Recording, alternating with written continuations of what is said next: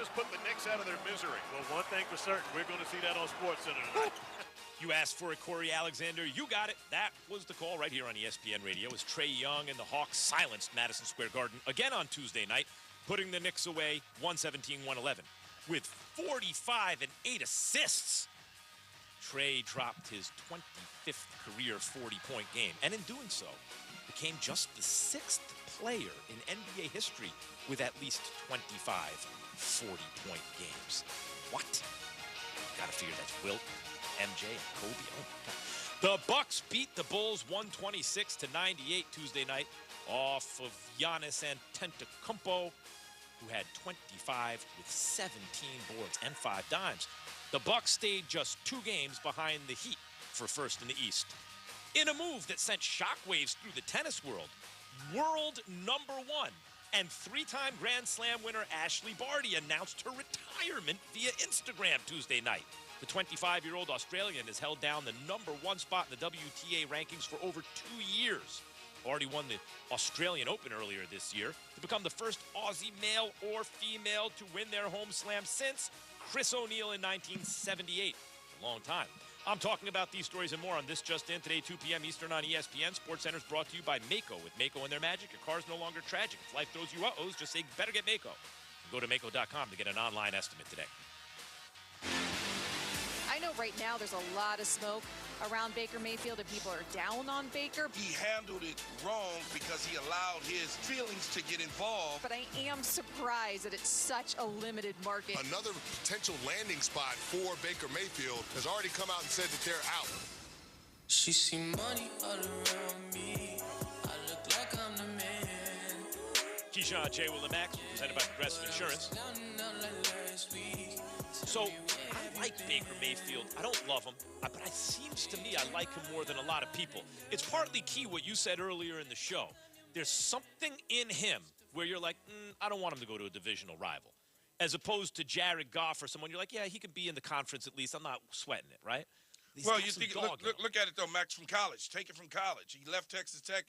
Hey, get out of here. He goes to Oklahoma. And they're in the Final Fours, the BCS, they're doing their deal. They're winning. He's Heisman. So it's that sort of, I don't know, that underdog kind of mentality. Scrappy. Yeah, scrappy. Yeah, scrappy. Yeah, he couldn't get away from the police, but that's okay. But look, he's not very fast. He's not fast. That's when you're short and slow for the position. Nowadays, he is certainly slow for the position nowadays and short. You need to be extra in other areas. But I think he has a good, strong, accurate arm. I think he reads defenses, Key. Yeah, no, he does. I don't mind him. I just don't think he could win a Super Bowl. He can't take you to winning a Super Bowl. He can be a part of a Super Bowl team. He could be. And he can be the quarterback. All right. But he's not the reason that you got there.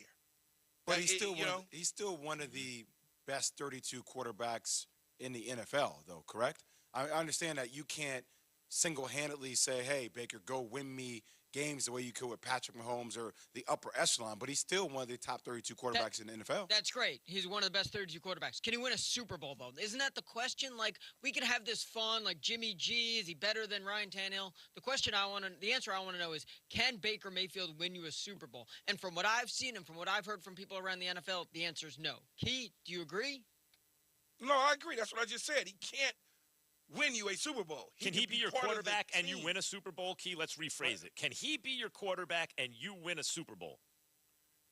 Yes, but he won't be the reason you won the Super Bowl. But that's okay, man.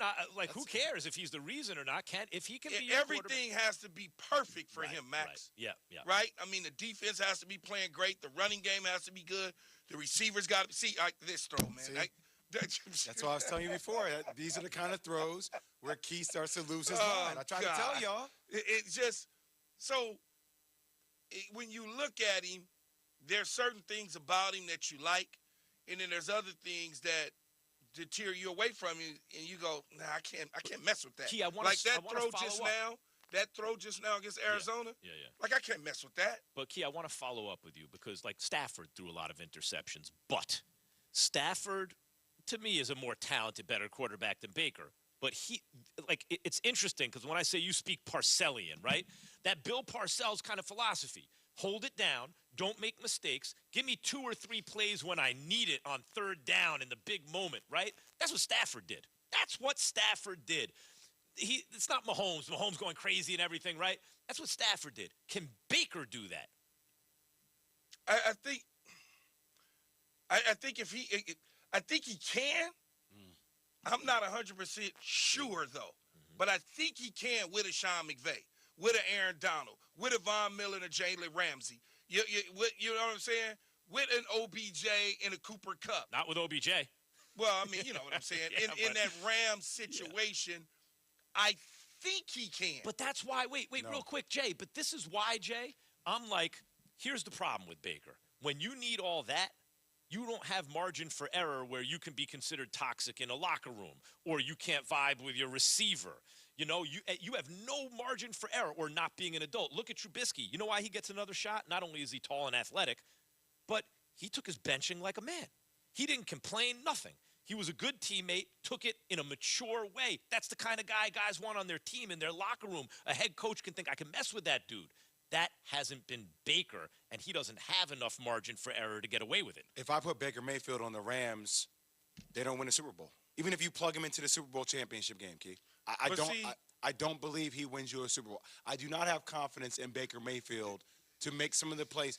Even plug him into the game against Tampa Bay. No, I get. Do you have confidence in Baker Mayfield to give you an incredible comeback the way Matthew Stafford did in that game? I think he's right, Key, about that.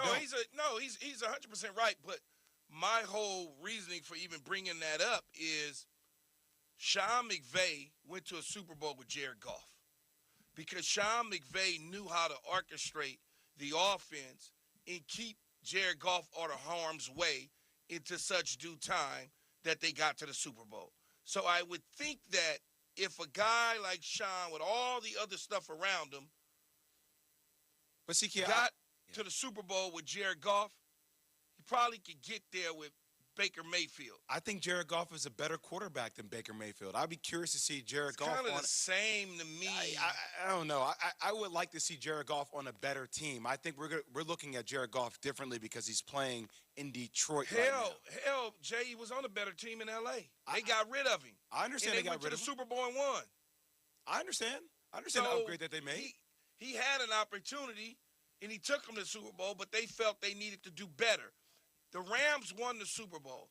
Matthew Stafford got the money, $160 million guaranteed contract just recently.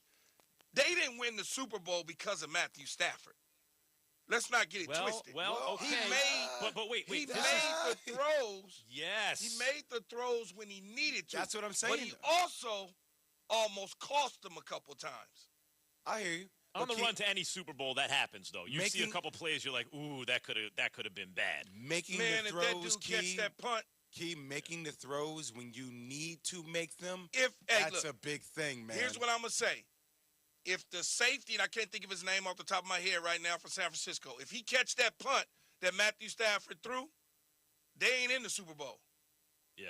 I mean, you need a lot of things to go your way. 100%. You've made that point a million times. How many times the ball got to bounce your way to win a Super Bowl, right? Yeah. But Stafford in the moment of truth consistently made big plays at a level that's different than Baker. Yeah, he made a few big plays at that moment. But I would go back to Baker Mayfield's playoff so-called run. Yeah. He made some plays then. Playoff when one, they needed him to. Playoff one, not playoff run. Playoff one. Well, you know what I'm saying. They had to make a run to get to the playoffs. He did. He was in a hot streak. Yeah, he made a few throws then. They had to beat Pittsburgh, whose big brother, psychological whammy, the whole thing. Then they had to beat him in the playoffs, and he did both of those things. They beat Pittsburgh the first time without Pittsburgh's whole team pretty much playing. And that was a really tough game, by the way. That was a fight down to the wire. Yeah, they did spook Kansas City within one score. Yeah, Kansas City. It's true. Zach Wilson had it last year. Find out who had the throw of the pro day season this year. Next, Keyshawn J. Will. Yeah, and how impressed I am. Keyshawn J. Will and Max on ESPN Radio and Sirius XM Channel 80. Here with Malik Willis. Malik, so much anticipation building up to this pro day. How'd you think it went? I think it went really good. We had some stuff to clean up, but it's not like a real game. You only get one shot at that. Blessed with another day to come out here and do what we keep doing. This is Keyshawn, J. Will, and Max. Switch to Geico today and see all the ways you could save. Okay, so we got the chorizo dumplings, the cucumber empanadas. Zara's food truck is popping off. Come on, guys, let's pick it up, all right? But if she doesn't find a new chef, her truck will be stuck. Carl quit this morning, so Jessica, I'm gonna need you on the fryer. Indeed can help her hire great people fast. I need Indeed. Indeed you do. Instant Match instantly connects you with quality candidates whose resumes on Indeed match your sponsored job description. Visit Indeed.com/credit and get $75 towards your first sponsored job. Terms and conditions apply. You coming to bed, hon? Yep, honey, I'll be right there. Just gotta turn out the light. Ow! Ow! Ow! Ah! Ah! Some things never change. Like your kids always leaving tiny toys on the floor for you to step on. And Geico saving folks lots of money on their car insurance. Sweetie, I think I left the downstairs light on. Please don't make me go. 15 minutes could save you 15% or more.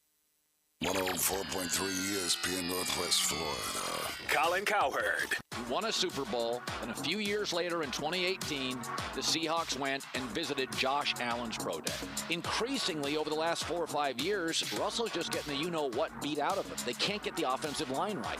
Seattle and Pete Carroll are running a 1999 offense. This is The Herd. And the story out today... Weekdays 11 to 2, ESPN, Northwest Florida.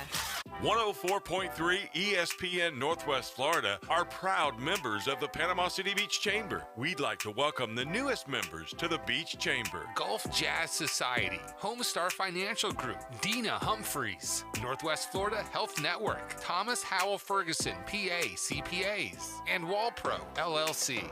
Congratulations from the area's only sports radio station, 104.3 ESPN Northwest Florida. It's the cooling season, and time to call Steverson Air Conditioning for your preventative maintenance to keep your air conditioning system operating at full capacity. Steverson Air Conditioning has preventative maintenance programs, and they service all makes and models. Steverson Air Conditioning offers air duct cleaning. Steverson Air Conditioning has after-hours service and free estimates on a system change-out or duct cleaning. Call them at 248-1109. This is a true, sad story for ADT, the leader in home security systems. My favorite dog, Oliver, was stolen from our garage recently. If I had a camera system installed in my home from ADT, I would have known exactly what car possibly pulled up in my driveway and stole my little friend. If I had a security system from ADT, my dog would still be here. I called ADT this weekend, and they're coming out in a few days to install a camera and a new security system. Unfortunately, it's a little too late for me. Listen, protect everyone you love in your family. Call ADT now. Have them come out and give you a quote to install a full security system in your home. Don't let it be too late for you. Call right now. Paid for by the Home Security Hotline. 800-430-4602. 800-430-4602.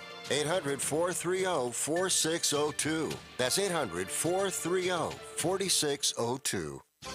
Hi, I'm Bobby Likers with another Car Clinic Minute. Oxymorons. You know, the things that just don't seem to go together, like jumbo shrimp or deafening silence. How about new car and service manager? You'll be surprised. When I come back, I'll tell you all about it. The Car Clinic Minute. It's Bobby Likas Car Clinic, brought to you locally by Hewitt Tire and Auto. Call 850-769-7323. Your certified AAA service center and hometown towing. Visit them online at HewittTire.com. On Airport Road in Panama City. That's 850-769-7323. Hewitt Tire and Auto Center and hometown towing. If thinking of the service manager while inking your new car deal seems like an oxymoron, think again. Though today's cars are certainly more roadworthy than their predecessors, they can still break. In fact, the experts at the LA Auto Show report that automotive repair is a $200 billion business, and 1 of every 3 cars serviced returns for additional work. So ask your new car salesperson for an introduction to the service manager. It's a small investment with a big payoff. at repair time and for maintenance checks. I'm Bobby Likas. Like us, you'll love us. Hi, it's Tim Root with the up-to-the-minute weather you can rely on every morning on 104.3 ESPN, Northwest Florida. I just think it's been consistency more or less. You know, you go through my film, there's some inconsistency sometimes, and that's from footwork. It's never from just being inaccurate, and I just wanted them to understand that. With Malik, you have this high ceiling, and yes, there's a lower floor. He's not Lamar Jackson, but he's not that far off in terms of the arm strength and the athleticism that he brings. Keyshawn, J. Will, and Max, we are brought to you by Progressive Insurance and are joined now by Matt Miller, ESPN NFL draft analyst. Good morning, Matt. Good morning, guys. Thanks for having me on. What a director of scouting for New Era Scouting. What's up, Key? I was about to say, what a throw. So we do, Matt. Polarizing throws, they go viral. All of a sudden, your stock goes up. What a throw with nobody chasing you. Yeah, it's still a hard throw to make, right? I can't make that throw. Come on, it's still a hard throw to make. We do this every year, though. Last year was Zach Wilson. I was there for that pro day. I think I came on with you guys the day after, and it's the same thing. It's like, oh, okay, well, it's against air. It's in shorts. That's still a very hard throw to make, to get your body squared up, to get your shoulders flipped, to throw it 65 yards. It was a great pro day for Malik Willis. It really was. I know that there's been a lot of conversation about who's QB1. This quarterback class isn't very good. I think yesterday he started to change that narrative a little bit.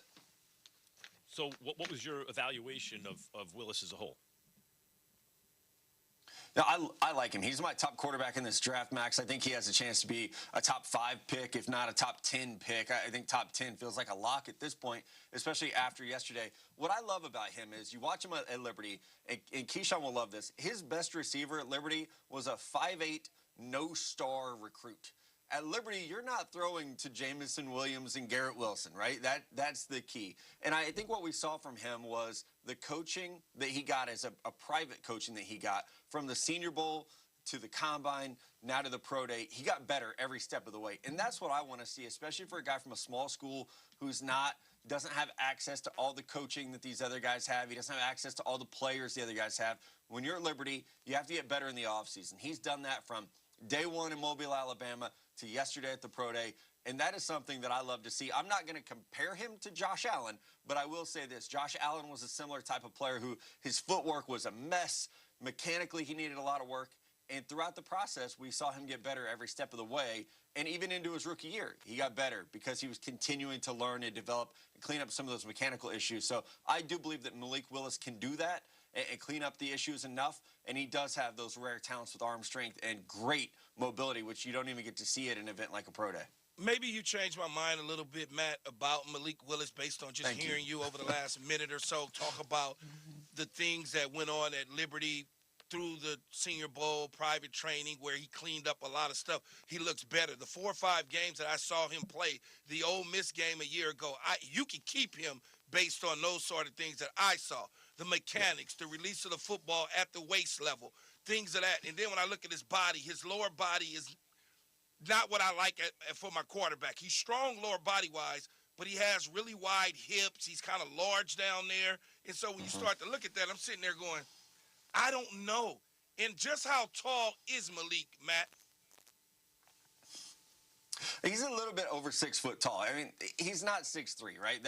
But I do feel like that era has started to change to where, we're seeing Kyler Murray get drafted, who I think actually has kind of a similar body type, like you said, of almost having a heavy, lower half, kind of being thick through the trunk. I think Kyler's built in a similar way. Malik is a little bit thicker up top, but it is a valid concern when you're 6 foot, 220, I think is what he came out yesterday. One thing you don't see is a lot of batted balls at the line of scrimmage, but as you mentioned, he does have to get that ball up. There were too many times on tape where he's almost just flinging it down the field from his waist. That is something that we heard him say yesterday. That's a focal point for him, is trying to clean some of that up. Kid, real quick for me, Matt, based on that lower body being kind of thick, could he eat his way out of the quarterback room? I don't think so, because he doesn't carry it up top, right? And I think, my guy Patrick Mahomes doesn't have the narrowest hips in the world, and he's still able to move around in the pocket, make people miss. And I wish Malik would have ran the 40. I understand why he didn't, but I think he would have turned in a legitimate, high 4.4 time. He's so elusive as a runner, but he does bring some power to the game too, where he'll break tackles, he'll spin off people. So that's actually an element of his game that I do like. Matt Miller, ESPN NFL draft analyst, joining us here on Keyshawn, J. Will, and Max. Matt, I have to ask you, you have Mike Tomlin, who was there at the pro day. Only 2 NFL head coaches were there, him and Matt Rule. But since the Steelers had the 20th pick in the NFL draft, do you see them moving up to get Malik Willis? I think they would have to, Jay. There's no way you can sit there at 20. As the way things look right now, 5 weeks out, you cannot sit there at 20 and draft Malik Willis. I think the big question is, are you willing to go to 5 where the New York Giants are at? Are you willing to go to 4 where the New York Jets are? Because you have to worry about Carolina. As you mentioned, Matt Rule was there. They've been at every quarterback pro day. So you have to worry about Carolina, who has tried to get Deshaun Watson. They've tried to get all these players, and it has not worked out. And now they're stuck rolling with Sam Darnold again. So I think you have to worry about Carolina as a team. All could be for naught, though, if the Detroit Lions, sitting at number 2 overall, say, you know what? We need a quarterback. We're going to bet on Malik Willis's tools. We're going to bet on his upside.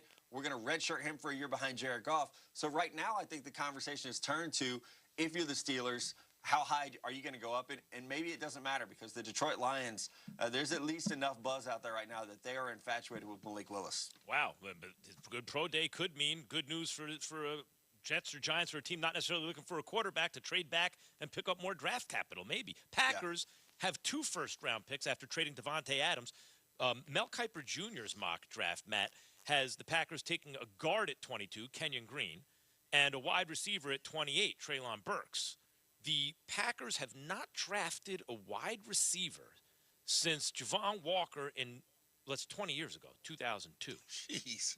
Yeah. Will they finally, will Aaron Rodgers be throwing to a first-round draft pick next year? Max, he better be.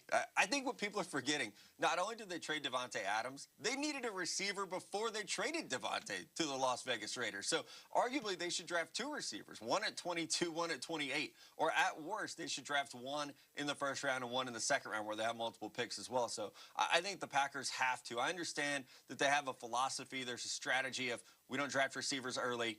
That has to change. And I look at the NFL and say there's a lot of good receivers that came out of the second round. But I think at some degree, you're signaling, hey, we want a premium prospect. You want a Justin Jefferson-type player. You want a Jamar Chase-type player. They have to do that this year, whether it's Chris Olave from Ohio State or Treylon Burks, who had Mel going to them at 28 overall in his latest mock draft. I think they have to pull the trigger, take a wide receiver in round 1, and then honestly, they might need to double down and take another one in round 2, because they are very deficient at that position right now. Yeah, I think, Matt, they certainly need to get a couple receivers, whether there's 1 in the first, 1 in the second. Chris Olave should be the first guy off the board, because they need some vertical stretch game, because the other guy from Arkansas, Burks doesn't run all that well. You're right. 4.55 at the Combine. Pro Day wasn't that great as well. So if they want vertical stretch, it's Chris Olave from Ohio State, and that's the pick right now. That's Matt Miller, ladies and gentlemen. Thanks, Matt. He's going to be back to talk Jets and Giants draft in 30 minutes. ESPN Radio, Sirius XM Channel 80. Keyshawn, J. Will, and Max. Cutting the price of your wireless bill feels good, really good. Actually, it feels great.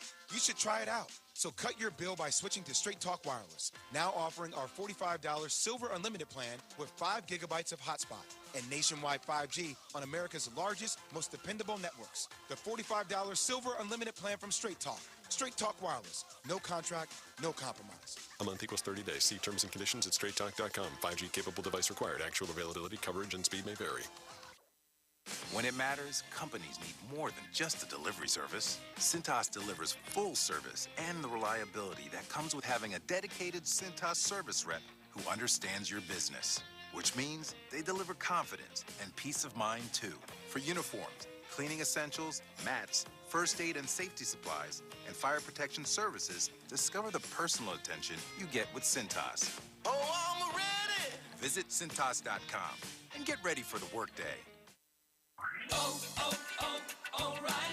If your vehicle's squeals or grinds when you slow down or just isn't stopping like it used to, you may need new brake rotors and pads. Now through May 24th at O'Reilly Auto Parts, get 15% off a set of Brake Best Select or Import Direct brake pads and 2 rotors. Restore safe braking and save money now at O'Reilly Auto Parts or order online at O'ReillyAuto.com.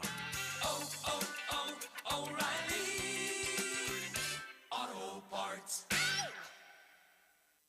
104.3 ESPN Northwest Florida is your radio home for live and local sports coverage. For the most high school and college sports from right here in our local area, it's the Coach James Hale Show, weekday mornings 7 till 9. Then the ride home is alive and kicking with the afternoon underdogs, covering the gamut of sports. Plus, the radio home for the defending world champion Atlanta Braves. Your local sports station is ESPN Northwest Florida. Good Wednesday morning. A stormy weather pattern for today and tonight. Clouds, showers, and thunderstorms, some locally severe, and the threat of tornado activity right through tonight. A south wind up to 30 miles per hour through tonight. The high today near 70, and the overnight temperature down into the mid to upper 50s. Showers and thunderstorms Thursday near 67. This weather forecast has been brought to you by Alford Tire and Service Center in Callaway. For 104.3 ESPN Northwest Florida, I'm meteorologist Tim Root. Have you been to Gin Gin Super King Buffet? It's not your average Gin Gin. Well, here's what you're missing. Gin Gin Super King Buffet has competitive pricing, a great selection, extensive buffet options perfect for family dining. Menu options also include top quality seafood, hibachi and sushi bar, or select their mouth-watering crab legs by order. Bring the family out to Gin Gin Super King Buffet, located next to Wonderworks at 9802 Front Beach Road on Panama City Beach. Sykes Concrete has been in business in this area since 1947, and 3 generations later, they're still going strong. See Sykes Concrete for dirt, sand, rock, and concrete. They can handle any size job from the smallest to the largest. Sykes Concrete pays CDL truck drivers some of the highest wages in Bay County, making $50,000 to $75,000 a year, including holiday and vacation pay, plus health insurance. See Hugh Sykes at Sykes Concrete, 8030 Highway 77 on the right, just north of Southport Elementary School. Dr. Chad Mitchell, orthopedic surgeon, specializing in sports medicine and joint replacement of the knee, shoulder, and hip. He serves our local athletes and our community. Southern Orthopedic Specialist has been the leader in orthopedic care for over 20 years. New patients are welcome. Call 850-769-KNEE to schedule an appointment. More about Dr. Mitchell and Southern Orthopedic Specialist is available on their website, southernorthopedic.com. Southern Orthopedic, getting you back in the game. Alford Tire and Service Center on Tyndall Parkway in Callaway is your authorized Goodyear and Michelin dealer. Looking for ways to save at the pump? Ask about Offer's fuel induction service that can improve gas mileage and engine performance, cleaning any buildup that forms inside your engine parts at Offered Tire and Service Center. Their latest technology to clean up the entire system, not just the gas tank. Offered Tire and Service Center on Tyndall Parkway in Callaway. Locally owned for the past 35 years and worth the drive from anywhere. Here at Panama City Toyota, we love things that last. Of course, it starts with beautiful, reliable Toyota cars and trucks. It continues with every customer relationship, across generations and hundreds of thousands of miles. And now, we're proud to offer something you can count on year after year after year. A free lifetime warranty that covers your drivetrain and powertrain. If you shop with us, we'll be here for you. Because peace of mind should last throughout your entire journey. Everybody buckle up. Mom. Buckle up. Let's go. Buckle up. Can we go to the store? Mom, Buckle up. Ice cream? Everybody, buckle up. A lot goes on in the car, but you're in control. So only move when you hear the click that says they're buckled in. Never give up until they buckle up. Learn more at safercar.gov/kidsbuckleup. A message from the National Highway Traffic Safety Administration and the Ad Council. Time to let the big dogs eat. Powered by Pepsi. WGSX Lynn Haven, Panama City. 104.3 ESPN Northwest Florida. Lights, camera, action. It's the Coach James Hale Show. Do you know who I am? Live and local inside the J. Michaels studio. People know me. ESPN Northwest Florida. Get past the people, get past the hitman. And hit me, 104.3 ESPN Northwest Florida. We are live. J. Michael Studio. It is Wednesday. World famous J. Michael Spaghetti every Wednesday. Go try it out. It will be absolutely wonderful. You'll love it, believe me. And it looks like we might have lucked out with the wood. Now, there's one thing that we've done that I really like what the superintendent's done. When we, in most states, in Alabama in particular, I remember the Enterprise, going up to the Enterprise hurricane that killed those kids in the school. We, Tommy Santamont and I went up there and gave them a check for about $2,500 from our booster club to help them out. And our kids raised it, by the way, at Arnold. And we went up there, and they, since then, I think what they've done in the state of Alabama, when they know bad weather's coming and they got a good chance of getting tornadoes, they cancel school. Because you don't want all those kids in one little building, and all of a sudden it comes through there and a lot of people get injured or killed. So I thought that was outstanding that the superintendent, they called school off today to be safe. And looks like we might actually luck up because I guess it's weakened as it's come from the west to the east. Is that what I'm... Yeah, I mean, it's weakened a little bit, and it's kind of dissipated around our area. But the other thing about it is when it was going to hit, obviously a lot of kids were going to be in those buses. On the road, and the buses are tall, and with wind like it's been, I mean, my Toyota Camry was getting tossed around on the bridge. Yeah, it was. Imagine a bus. Yeah, we were kind of, my vehicle was kind of shaking coming over that bridge this morning, and people. What amazes me how fast they go across that bridge in bad weather. I'm like, you got to be kidding me. There's very few people in this world. 40. There's very few people in this world I wish more ill to than the people who go 80 over the Hathaway Bridge. Did you guys see that, Randy? Did you see the tornado in New Orleans, the 9th Ward? I mean, that dang thing looked like a beast, man. I did not. You need to pull it up on the internet. Look, it was bad. I saw the one with the Chevy pickup. Flipped it back up. That was Brian. I thought that was Brian, his truck, for a minute. And I said, no. Well, that's right. You got a Camry. But that was bad. In Texas, you see them in Texas? They had them videos, some in Texas. It was bad, man. Yesterday was a bad day. Hurricanes are bad, but you can prepare for those. Tornadoes are tough because they come up so fast. Hurricanes, I'm out of here. I don't play around with hurricanes. No. I'm gone. Y'all do the show, have fun. I'm gone. Tornadoes scare me to death. I'm scared of weather growing up in Montgomery, Alabama. Oh, sure. I remember my dad getting us all, putting us in a station wagon, getting us out of those trailers, and we would go pull up as close as he could to a building up on the sidewalks because he worked at Maxwell Air Force Base. He could get us in, but he really couldn't let us in the building where the department he worked at. And so I can remember that now, even now, like seeing the wind, the light. And we used to have a lot of bad weather in Montgomery. Those tornadoes and stuff we'd have up there, it was bad. So I don't like weather. I'm glad the kids are not on the road and the rain that's going on, the flooding that's going on right now. So good job, Bay District Schools, calling off schools. Not just, I think they did it west of us also. They called off their schools over there, too. Yeah, I'm not sure, but it wouldn't surprise me this day. I remember the first time I moved here in the late 80s. My poor deceased grandmother would just had a fit, you know. Over hurricanes? No, yeah. She said, Mike, you're going to go down there and you're going to die. I'm not going to talk like her because she was pretty country, but you're going to die. I'd never know that with you. Yeah.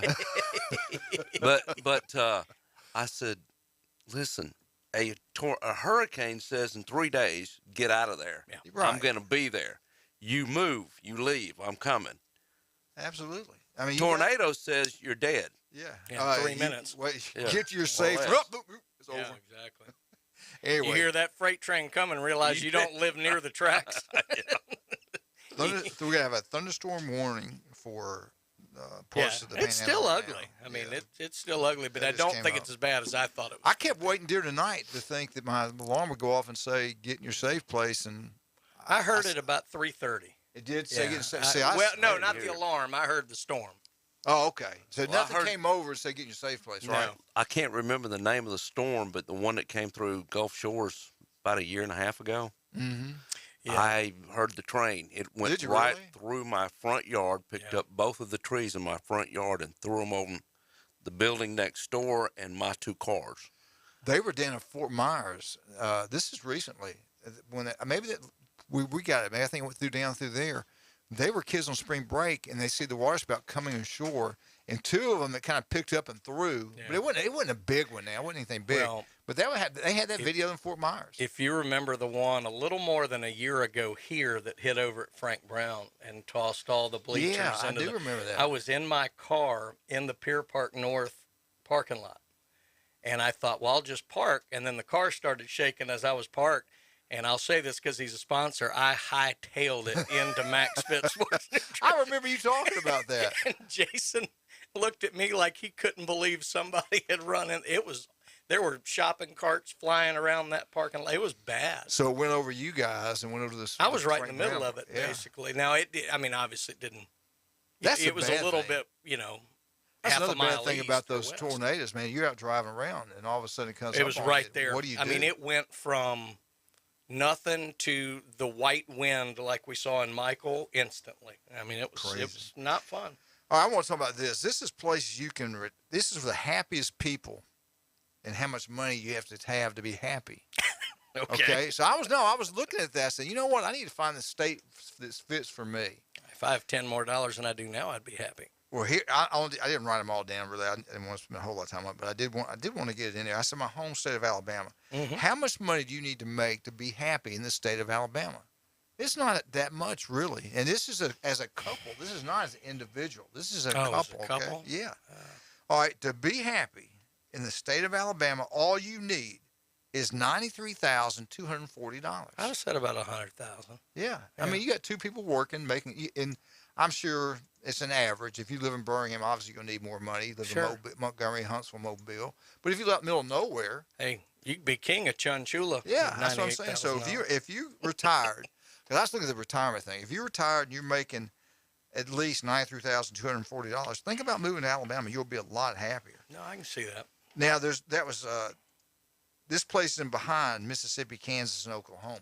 So it leaves them behind. I didn't know what they meant by leaves us behind. Does that mean they have less money, or Alabama has less money to be happy? I would say less, the way they stated. I'd be surprised by that. I think Mississippi be slightly lower. That's what I was thinking. But not much. I mean, they're very similar states. Kansas, Oklahoma. You don't have to have a lot of money living in Oklahoma and Kansas, especially Kansas. Now, the states, if you're going to retire to, you have to have big money to be happy. Okay, this is the bottom line amount of money to be happy. California. Okay, remember this now in Alabama. Remember this, 93,000. Can I guess? 93,000. Now this is not being wealthy. This is an average guy trying to survive. Can you be happy? Can I guess? In California, 145,000. No. 845. It's more than that. 140. I was thinking. Well, I mean, yeah. Think about L.A. I was thinking about $1 million. Maybe in Bakersfield. I mean, not but you L.A. remember now, or San Diego. They've got some poor places there too. Yeah. So they averaged it out. I'm like you guys. I thought it'd be a lot more, but still, that is a lot compared to Alabama. New York. New York is even tougher than that. New York's $153,135. You got to make that much to be happy. Now, I'm saying this is couples. I could be wrong, but I'm pretty sure it's couples because Alabama, $93,000 a single guy, you make a lot of money. Oh, yeah. Hawaii, the most expensive place to live in the United States, $203,000. Wow. $70. $203,000. Yeah, that's the kind of money you're making in swim coaching. I mean, yeah, as much as the way y'all are. It was. I wouldn't be here. Yeah, we're paying you a lot here. You're right. You're making good money here. But anyway, that was just for to kill some time. Yeah, that makes sense, Hawaii, but wow. Yeah, I don't think we went there and played there in 1976, freshman year. I didn't go, but the team went, and they said they had saw some signs like even McDonald's, like what it costs there to get their food compared to in the States. Man, it's incredible. Everything in Hawaii costs a lot of money. There's no doubt about that. I got a couple scores. This was way back on the 19th. Arnold baseball lost a home game versus New Hope, Columbus, Mississippi, 8-2. This happened on the 21st. Bay softball beat Rutherford 20-5. That's wow. Yeah, sounds like a basketball game. And then also on the same date, the 21st, North Bay Haven lost to Port St. Joe 5-4. Now, my person that did this work for me did not say what game. I guess it's a softball. I'm not sure what sport. They didn't say for that. I could be wrong, so I apologize for that. So, Secretary, you need to make dang sure I know what I'm talking about there, please. My person who did this work for me. Yeah, whoever's doing this homework for me, please make sure it's correct. Your intern. Make sure it's correct and ready to go. SEC basketball, man. Did we just have a bad day during the tournament or what? It's like we got one team. Arkansas is the only one left. Does that surprise you? And they got to play the number 1 overall. Yeah, it surprised me. I thought we'd get probably 3, maybe 4 into the second weekend, but I had Kentucky winning it all. Well, Kentucky just ran up against the wrong team at the wrong time, and that was a matchup issue. And Kentucky, their guards just kind of froze up in overtime and just making mistakes. Auburn was surprising, although Miami, a team that had a lot of guards, if they had a hot night, was always going to give Auburn trouble. Even Miami's big boy could shoot from outside. Yeah, and so that was a matchup issue as well, but they had to play really well. I'm a little more surprised, probably by Auburn, just watching the games. Alabama and LSU don't surprise me. Alabama's been up and down all year, and LSU going through what they're going through. I was a little surprised by Tennessee not making it. Yeah, I was too. Because Michigan barely got into the tournament, but hey. It's like that's when, one when and do you- done stuff. When do you get hot? If you get hot at the right time, good things can happen. I got some recruiting news. Got a couple of things. Hang we'll on get. now. I got a text. Okay. Tell James to get another secretary. Uh-oh. You may be in trouble. I wonder who that's from. Oh, I think you know who it's from. Hey, they're hard to get. They really are hard to get. I've been through a lot of them. I'm gonna go through a couple more. They don't get better work out of them. But anyway, I'm just kidding. All right, let's talk about some of our great people today. And we get back, we got to get into this. We'll give you time to get ready for this. This male that thinks he's a female swimmer, and our governor kind of entered the fray, got involved in it, and we'll all talk about give our own personal thoughts on this. Not me. Yeah. Well, I don't know. We might get in trouble if you give yours. Exactly. Yeah. But anyway, I tell you what, we won't get in trouble if you go down to J. Michael's today. That world famous spaghetti is incredible, guys. If you have never had it, get to J. Michael's today. I guarantee you'll love it. You know what? If you don't, hey, don't want a whole lot to eat today, get a half order. This is one of the few places you can actually get a half order of food instead of a full order, which will save you some money. And it's still outstanding, but I guarantee you the spaghetti, you'll want the full load. It's really good. J. Michael's Restaurant. If you don't want that, they got the best seafood cold beer around. Hey, Chuck Tucker, love you, brother. You do an incredible job. Chuck does an unbelievable job. They run South Oak Title and Closing. When you go to closing, you demand the best. You demand your money. I want Chuck Tucker. I want South Oak Title and Closing. Demand it. No surprises. Everything's right the first time. Stevenson Air Conditioning. Appreciate Jason, Debbie. If you have any issues, hey, 1 minute's hot, next minute's cold. We live in the Panhandle. Give them a call. They'll come out anytime, day or night, take care of all your needs. Stevenson Air Conditioning, #1. Buffalo Rock, #1. Not even close. #1 company around. We'll be right back. 104.3 ESPN, Northwest Florida.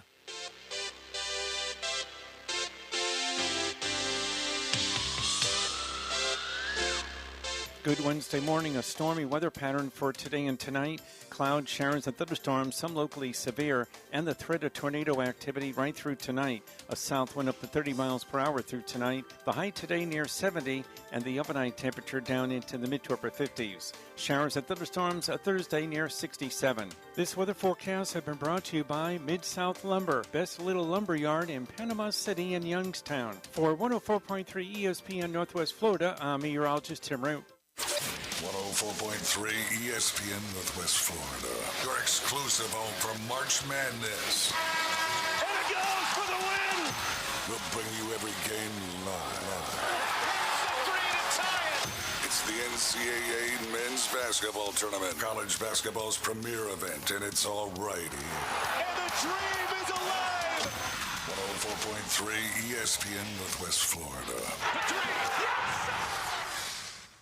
Hi folks, it's Tracy with Tracy's Fine Jewelry. Did you know that we have a master jeweler right here in the store? That's right, he has over 30 years experience in the art of repairing jewelry. Most repairs are done within 2 business days, so don't send your jewelry off for 6 weeks. Bring it to us at Tracy's Fine Jewelry. We size rings and solder chains. We can reset your diamond into new settings and even custom design. You'll get your jewelry back quickly and looking as good as new. Tracy Spine Jewelry, Bay County's trusted jeweler for over 45 years. Los Rancheros has been doing it right for 20 years. Los Rancheros brings a top-shelf dining experience to you with the opening of their beautiful new building. Watch all college and pro games on Los Rancheros' 14 large-screen TVs with great drink specials daily from 2 to 5 and during all the games. Los Rancheros, the place for live sports and great food on 23rd Street between Jenks and Harrison. I'd like to introduce. Now back to the Coach James Hale Show. Milk was a bad choice. If I could just have your attention. 60% of the time, it works every time. If anyone wants to switch jobs, let me know. Live from the J. Michael Studio. I have many leather-bound books. At 104.3 ESPN Northwest Florida. And welcome back to 104.3 ESPN Northwest Florida. Hey, you haven't been paying attention. We've had some things go on. We've got records being broke. Did you see that one video I shared? It's a motorcycle thought he was declared himself as a bike, and he's breaking every world record in the country, in the world for his bikes. Did you see that? That was pretty cool.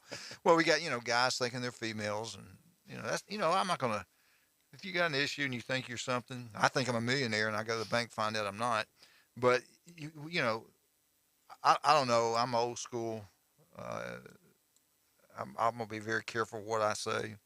But I want you to get into this thing. The governor, our great governor, has gone against it. But tell everybody what we're talking about. Well, first of all, you don't have to be old school to have an issue with this. And I think that's part of the problem, is that this is a multi-layered issue. And thank you for bringing me in on this to what will surely be my last last appearance. You're you're a swim no, it's guy. True. And it is in do swimming. Your sport.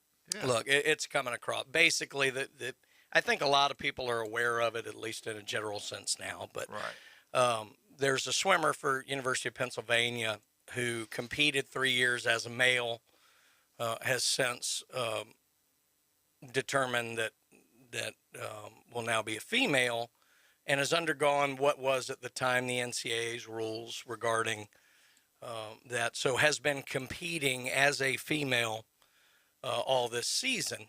And it's not the first thing it's happened in. We know there's been high school sports and different things where it's been going on, but it is certainly an issue because it calls into question fairness and opportunity for biological females in athletics. Now, part of the issue here is that we're trying to apply sociology to biology, and these are two totally different things.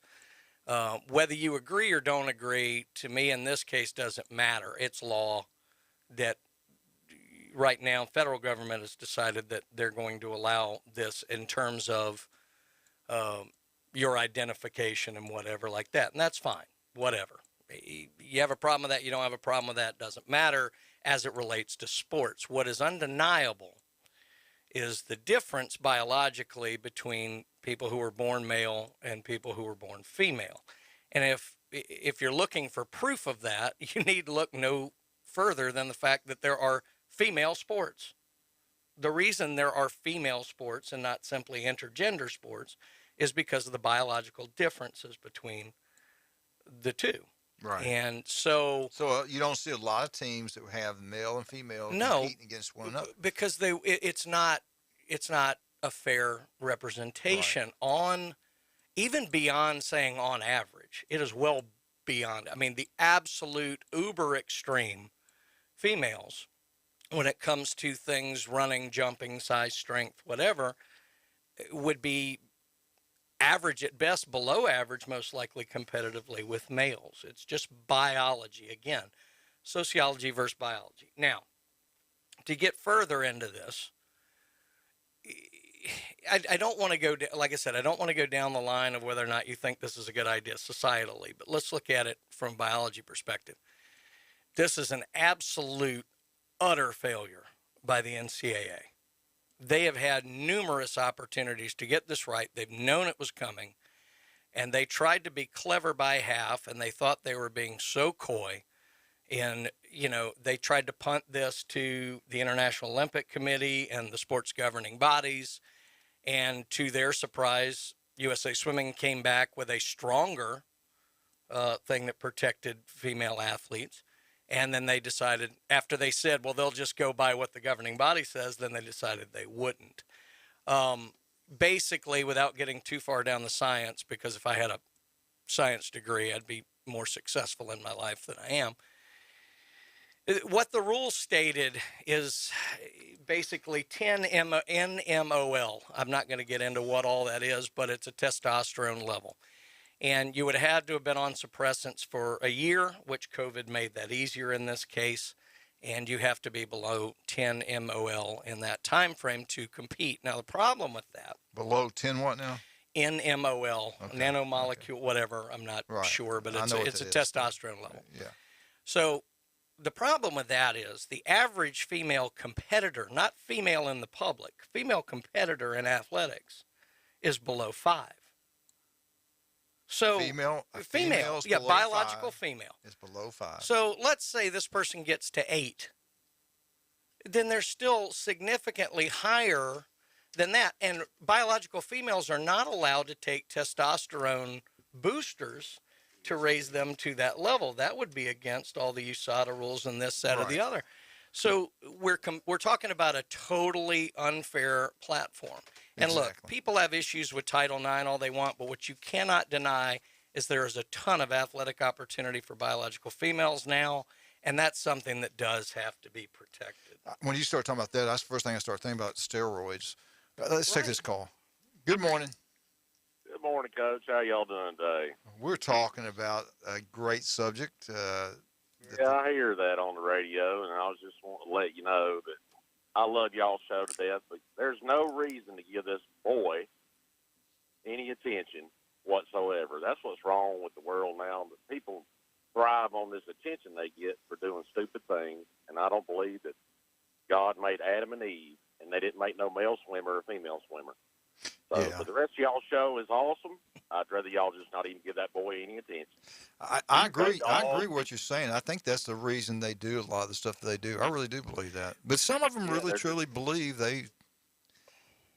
Yeah, well, they can feel whatever they want to, but they were made, and that's the way they were made. Yeah. And I don't care if you feel that way or not. Well, let me ask you this. Since I know you love the subject, let me ask you this. Some of the teammates have voiced discomfort sharing the same locker room with him, that he's gotten in there. I'm going to call him a him or it, whatever he is. He's been in there, and he changes clothes and doesn't hide anything. So there have been females that have seen his private parts. I know it's college. I know if I was a high school coach, I don't care if I got fired or not. I said, he's not going in there with the girls. We're not going to have that. And never. Yeah, I don't get it. And he's going all the legal terms for us to see how this got to where we're at. And like it or not, I'm curious about how we got to where we're at with this. Well, I would agree with the caller in the sense that none of us like talking about it because it's so far afield. The reason I think it does need to be talked about is because it is creeping in more and more sports and like that. And the thing about it is again, whether you call he, she, whatever, societal issues like that, to me it doesn't matter. The one area where you can get darn near 95, if not closer to 99% agreement is on the fact that it is a completely unfair playing field and it is hurting biological females in athletics. And that is something that must be discussed and must be put to bed now before it grows and starts invading other sports and things like this, because while it's track and swimming now, it could be soccer, it could be basketball, it could be tennis tomorrow, and it's only going to become a bigger issue. It does need to be talked about. People need to understand we've got to protect biological females' athletics. Absolutely. Let me ask you this. What did you think about the governor, our great governor? Let's just put it this way. Going back to what you're just talking about, it doesn't need to be discussed. The morality keeps getting cut. And that's why the world's turning the way it is. We're not going to get into all that politics. If our governor doesn't win, it's a travesty. It's a stolen election. So, I mean, if you live in Florida and you know what's going on, there's no reason whatsoever DeSantis should not just cash his check, stay in the same mailbox, and everything goes about the way it is. Yeah. But as far as everything else is concerned, there's no way I would want my daughter in my football locker room when I was in high school or college player. I didn't even play college ball, but just some of the things that we did and talked about in the locker room amongst young men playing football. You know, you got aggression, you got testosterone, you got everything. Basketball, all sports. I agree. It's the total. That boy does not deserve one bit of attention. Let's talk about the Alabama update, even though I hate Alabama. Before we talk about that. I knew I'd bring you around. Hey, we figured out a way. Update. I knew you'd come back and join Bama. I just knew you would jump our side. Never. Oh my God. No, I'm with you, man. I think the guys kind of do the stuff to get the attention, but he's winning. What was it, a national championship they gave him? Broke a record. That's BS, Well, it didn't man. break a record. Won an NCAA championship in one event, and actually against our Olympic swimmer. Correct. Stole everything from her. Yeah, Imagine I agree. what she feels like working her ass off, excuse my French, all of her life to get to that point, and then have some dude walk in there wearing a Speedo beat her. Yeah. I mean, that ain't fair. Exactly. Come on, man. That's correct. You're 100% right. That's just wrong. Me and my wife are super competitive, and we'll play sports like pick up basketball out in the yard, anything. But it comes to a level she can outrun me all day long. I drink too much beer. But there's just no way that this should be. There's just no reason for this at all. There's so many other things that shouldn't be going on either. But everybody just closes their eyes and just lets it go. Yeah, I'm with you on that. Like I'm the same way you are about that. You're right. Go Dogs. All right, Y'all brother. Thank you for the call, man. Roll Tide, brother. We'll talk about a lot of Bama. We're going to dedicate Bama to you. Yeah, don't do it. All right. Thanks for the call, buddy. How much time we got? Time to go? Yeah. All right, and I get that. Again, I do think we need to talk about it because really hits your sport more than any of them. Well, it's the highest profile that's happened because it was at an NCAA championships. But trust me, I don't like talking about it in general, but I do think there's pretty unified support when you actually talk about it in terms of fairness of competition. Even women who have been, left-leaning, let's say, their entire life and may be fine with it from a societal perspective of how somebody wants to identify, can appreciate the fact that this is unfair for women's sports. And I think we've got to get on board with that and just say, how a person wants to live their life is one thing, but competitive sports and things like that have to be protected for biological females. How does this affect Title IX? All right, let's talk about some of our great people, man. I tell you what, Dr. Chad Mitchell, a legendary doctor in Bay County, 22 years on Bay County sidelines. If you get injured, go see Chad. Give him a call, Southern Orthopedics. He'll take care of you. You don't have to be a great athlete to go see Chad. If you get injured, go see him. He'll take care of you. The guy's incredible. Every Monday he's in here and does a great job. Also, Rudy's Barbecue on Back Beach Road. Rudy 2's Barbecue is unbelievable. Go try it out. 350-seat brand new facility on Thomas Drive. I'm sorry, on Back Beach Road, not Thomas Drive. Think about Jay Michaels. Get out there. You'll love it. Try the turkey. It's incredible. You still getting that turkey? You still? Oh, yeah. I had it yesterday. Yeah, barbecue's unreal, but get out there and try it. You'll love it. Ethan Boyd does a great job. And he's in here every Tuesday talking about Texas A&M, of all things. Bay Point Golf, Ryan Moby does a great job out there. Mr. Warren, they do a credible job. You love golf, there's only one place to go play, and that is Bay Point. We'll be right back. FSU, what is going on in Tallahassee? Be right back. 104.3 ESPN Northwest Florida.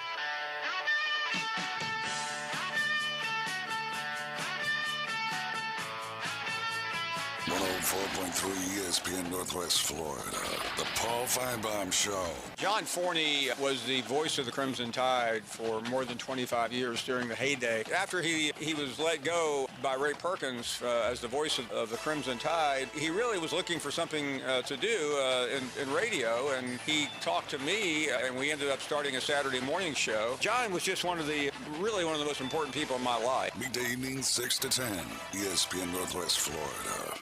Ben and Deb Collins, owners of Bay Guns and Gear, have been in business since 2010, offering new firearms and accessories with a huge selection available for your hunting needs and personal defense. Turn to Bay Guns and Gear. They have the weapon for you. Discount pricing. And if you can't find what you're looking for, they'll special order it for you. Bay Guns and Gear, across from Grease Pro at 3115 Highway 77. Visit their website, baygunsandgear.com. Coram Steak and Egg, home of the world-famous Heavenly Hash, has been family-owned and operated since 1986.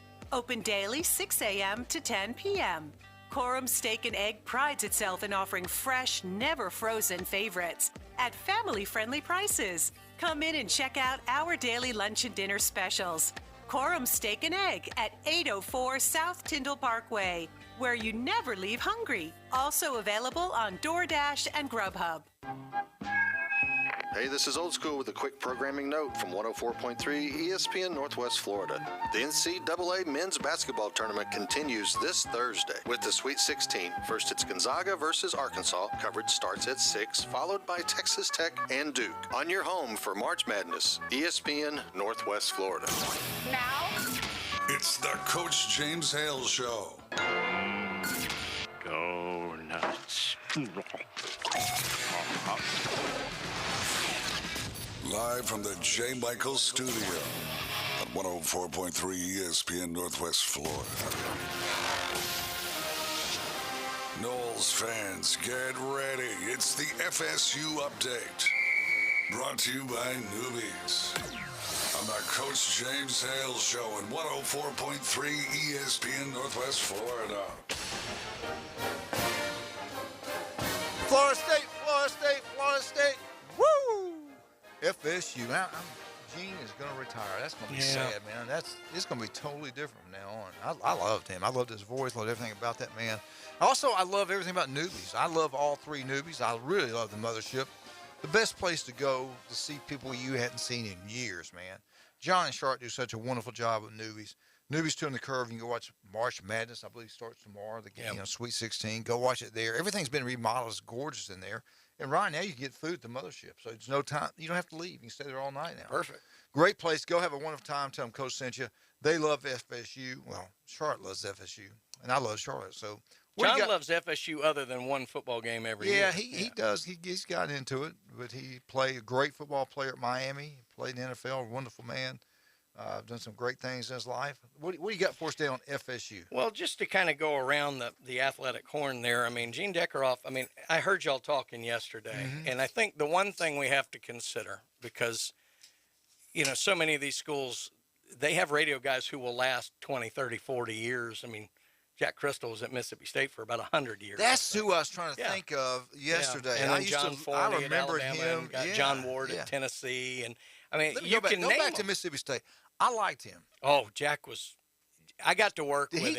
He did the football playoffs, playbacks. Yeah, I got to work with Jack. He was wonderful to me. He was a great guy. He was. Is he still alive? No, he passed a few years back. He there's a lot of stories I can't tell about Jack, but there were plenty that I could. But he was just a wonderful guy. I really loved what he did, and what was funny, and they did a great SEC storied on a lot of the radio. Yeah. And it was a story I knew because I heard it, but talking about how you get older and you care a little bit less what you say. And he had one where they had to do a sonic drive of the game every game, and we got blown out by somebody, and he's like, today's sonic drive of the game is going to be my drive back to Tupelo after this debacle. He said that on the air, and I just fell out of my chair. That's pretty good. But, that was Jack. Let me ask you something. Do they make pretty good money doing that? I think now they do. Now they have a lot of engagements, but where I think they also do well is they do a lot of things with touchdown clubs and, different MC events. Do you know Gene does the Tampa Bay games too? See, I forgot about that. Well, Eli Gold at Alabama also did NASCAR forever. That's true. And so a lot of them do other gigs and things, but I think they do well because of all the other things they do as well. Yeah. But nowadays, there's probably enough money in it. Yeah. I think Gene's one of the most well-known. Gene was great, but here's what we have to consider. While I grew up with some of these, like I did not grow up with John Forney. I caught did. the very He was tail awesome. end of him. He was so Eli's awesome. been my guy Yeah. for Alabama. But whoever comes in now, a whole new generation will grow up, and they'll be the ones. Yeah. So. We got Andy Burcham comes on every Monday. Tuesday at 8:15, and people grow up with him. Sure, absolutely. So it's pretty incredible. So, but along the retirement angle, women's basketball coach Sue Simron is retiring after 24 years at FSU. Now, she is FSU's all-time winningest coach, compiling a record of 470 wins and 271 losses. She was the National Coach of the Year in 2015, 4 times ACC Coach of the Year. Wow. Made it to 3 Elite Eights, and this year was their 9th straight trip to the NCAA tournament. So, absolutely congratulations to Coach Sue in her retirement. She will definitely be. Did you see that interview they did with her, and she mentioned Coach Bowden? She talked to Coach about Coach Bowden, how he influenced and everything. It was really good. You really think good. about that, though, at FSU, such a high-profile school, and I obviously it wasn't in the 70s and all, as Mayor Bernicki loves to tell us, but think about the longevity of coaches they've had. You know, they really Baseball, don't turn. football. Baseball, football, women's Even even Coach basketball. Hamilton's Yeah. been there a while. Yeah. So that's kind of neat thing, and I think has been a factor in a lot of their success is the fact that they've actually given their coaches, for the most part, good fans. You know, They time got good to- fans to at do FSU. things. You don't see that at Florida. Florida pulled the trigger pretty quick. Yeah, well, that's true. Well, now over to Bill Allen's favorite thing, talk about is baseball at FSU. Now, great series over the weekend with NC State. Ended up with a doubleheader on Sunday because of the rain out on Friday, and they lost the first game of the doubleheader to make it 1-1 for the series. So in the rubber match, the second game of the doubleheader, FSU wins on a walk-off, 6-5, in the 17th inning. Good Lord. So it's one thing to play 17 innings of baseball, but after you've already played 9, that's quite a day. So FSU took that series. They've taken both of their ACC series. Who were they this playing year. again? That was NC State at home. They beat Wake Forest. They took 2 from Wake Forest earlier in the year. And then last night, they got a 10-2 victory over UCF, the Golden Knights, the national champs of football, UCF. Now, unfortunately, it was supposed to be a 2-game set. They were going to play a second game today, but that game's been canceled with the weather coming in. But FSU is now 14-6 on the year. Carson Montgomery, through 7 innings, struck out 8. What's interesting about him, for his first 10 starts of his career at FSU, he did not register a win. And since then, his last 3 starts, he's won all 3. So good for him. Alex Toral hit his 6th home run of the season, kind of leading the way. And FSU will host Duke for an ACC series this weekend at Dick Howser Stadium there in Tallahassee. So FSU baseball's kind of got it going pretty good. They've got some good pitching this year, so as long as their bats stay healthy, they should be able to put together a pretty good run, maybe be able to. Till they win a national championship, it doesn't matter. Yeah, well, ask Bill. Well, I think for Junior here, he needs to get to Omaha, and that'll dispel some of the, and then we'll have to see if he can break through, where his father couldn't. Yeah. So, don't forget, Mississippi State, as big a baseball program as that was, Coach Polk never won it. Yeah, it was last year's first one they ever won. I do understand where Bill's coming from because they want to win championships, man. Not just get there; they want to win it. Absolutely. And Mississippi State started this year, I think, number 3 nationally, and they're barely above 500. Now they've had some injuries, but baseball's a tough sport sometimes. Well, let's get over to the gridiron. Spring football. We've just got some notes coming out of practice, and of course, a lot of this stuff is just reports about what happened and some things. But one kind of injury update. Coach Norvell gave a little update on Winston Wright. Now, he's wide receiver. He transferred to FSU from West Virginia this January, and he's been on campus. But he was in a pretty serious car accident while at home over spring break in Savannah, Georgia, much like the Trey Sanders situation for Alabama last year. Now, we don't have full details on it, but it sounds like he's going to be okay long term, but he will be out in the short term. He had a leg injury in this car accident, and Coach Norvell said he is back in Tallahassee, back around the team, and he'll be recuperating like that. I don't think he's going to come out at all for the spring, but it doesn't sound like the way they're pitching it that it's going to be something that really affects him long term. At West Virginia, he had over 1,100 yards receiving in the last 2 years and has really positioned himself as one of the best kick returners in the country. So really hoping Winston Wright can get back healthy and contribute for FSU this fall. Now, just some notes from practice. Defensive end Jared Verse, the big transfer who came in, he really stood out in a lot of the disruptive drills and things they were doing, trying to get pressure. He blew up 3 consecutive plays on run drills, basically was kind of moving the offensive linemen around at will, which I think, based on some of the other reports, says more about Verse than it does about the offensive line. So don't freak out, Seminoles fans, about the offensive line. But that, he got quick hands. He can go from around the edge or bull rush up the middle. So they really like his versatility. Coach Norvell even made a point to praise Verse and also Derek McClendon on the defensive line. So that's one area that actually looked really good. Now, unfortunately, the quarterback play was not very sharp yesterday, and there were a lot of drops. So that's a little bit of worry, but maybe when they're running for their life, you could understand that a little bit. But some other people who stood out, running back Lawrence Toafili showed great patience, kind of waiting for things to develop and holes to open and then hit them with speed and really got upfield in a hurry. So that's a good sign going forward. They say he's just got great vision. And, having patience like that as a running back is difficult. Yeah. But he's really good at that.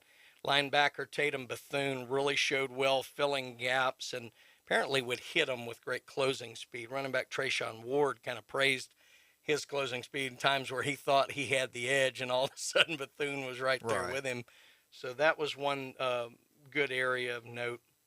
And then wide receiver Ja'Kai Douglas is showing great separation. He's really getting open on a myriad of different routes, and he's really separating from the defensive backs a lot, finding himself open. So there's some good positives there. Wasn't a great day for the quarterbacks. Overall, probably wasn't a great day for the offensive line. Defensively, they're looking better.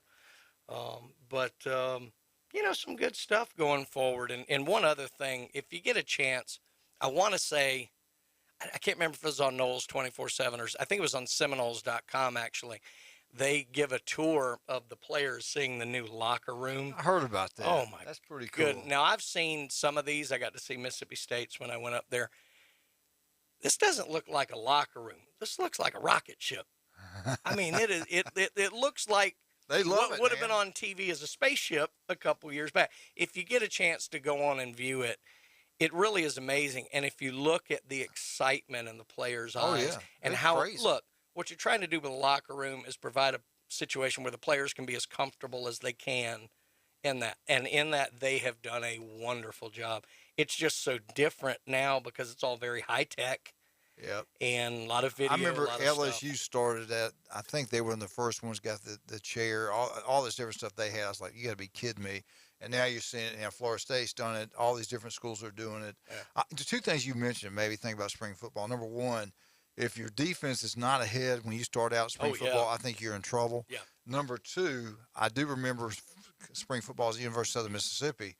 How if you are, they know you're a player and know you're one of the starters. As you get towards the end, you have less opportunity to get injured because they pull you out of the scrimmages early. Spring football game, running clock, second half. So I remember one time they didn't play hard the Spartans. And I only started there 1 year at Southern Mississippi. That's how bad I was. I always say it was because of injuries. The truth was I wasn't very good. But there's certain things you talk about brings me back to my memories of Southern Mississippi when we played spring football. Spring football, you're so excited when it starts because you've been going through the winter workout. You want to get there. You want to hit somebody. Then as it goes on, now it's different now because they're not in full pass as much as they used to be in the old days. Right. Then after a while, it's like, oh my God, those Saturday scrimmages would seem like all day long. You had 3 groups, everybody had to get an equal amount of time to get, like a game length time. Yeah. Especially in the first couple of weeks because there was no time limit on practice. You were there from the morning to lunchtime. It was crazy. I'll never forget that. It was hot, humid. But anyway, that's my flashback memory on the Golden Eagles. Like the corn. All right, let's talk about some of our great sponsors. I'm out. Hey, I thought that was Elvis singing there for a second. And don't forget Elvis's movie's coming out, by the way. Yeah, I'll remind you that more if we get closer to it. Hey, Blue Sky Express Car Wash, you want your vehicle to look like it's brand new, showroom ready. Get out there and try it. Better yet, when you go by $19.99 or $95, whatever it is, you want the monthly pass. Because the second time you get your car washed, you paid for it. Yeah. Come on now, think it through. The way it rains, the way the weather is around here, you need, in the roads around here, make sure you buy Foot of pollen on your car. Oh my God, it's crazy not to buy it. $19.95 or either $19.99. I can't remember which one it is. Buy it. The second time it pays for itself. Also, don't forget about newbies. I just got through talking about them. They did the update. Appreciate that. Dr. Ward, 1 in 5 develop skin cancer. If it doesn't look right, feel right, go see Dr. Ward. Matter of fact, he's out of the country right now. We'll have him next week, we hope. Max Fit Sports Nutrition. Do you want to look better, feel better? Jason Kovalevsky. We'll be right back. 104.3 ESPN Northwest Florida.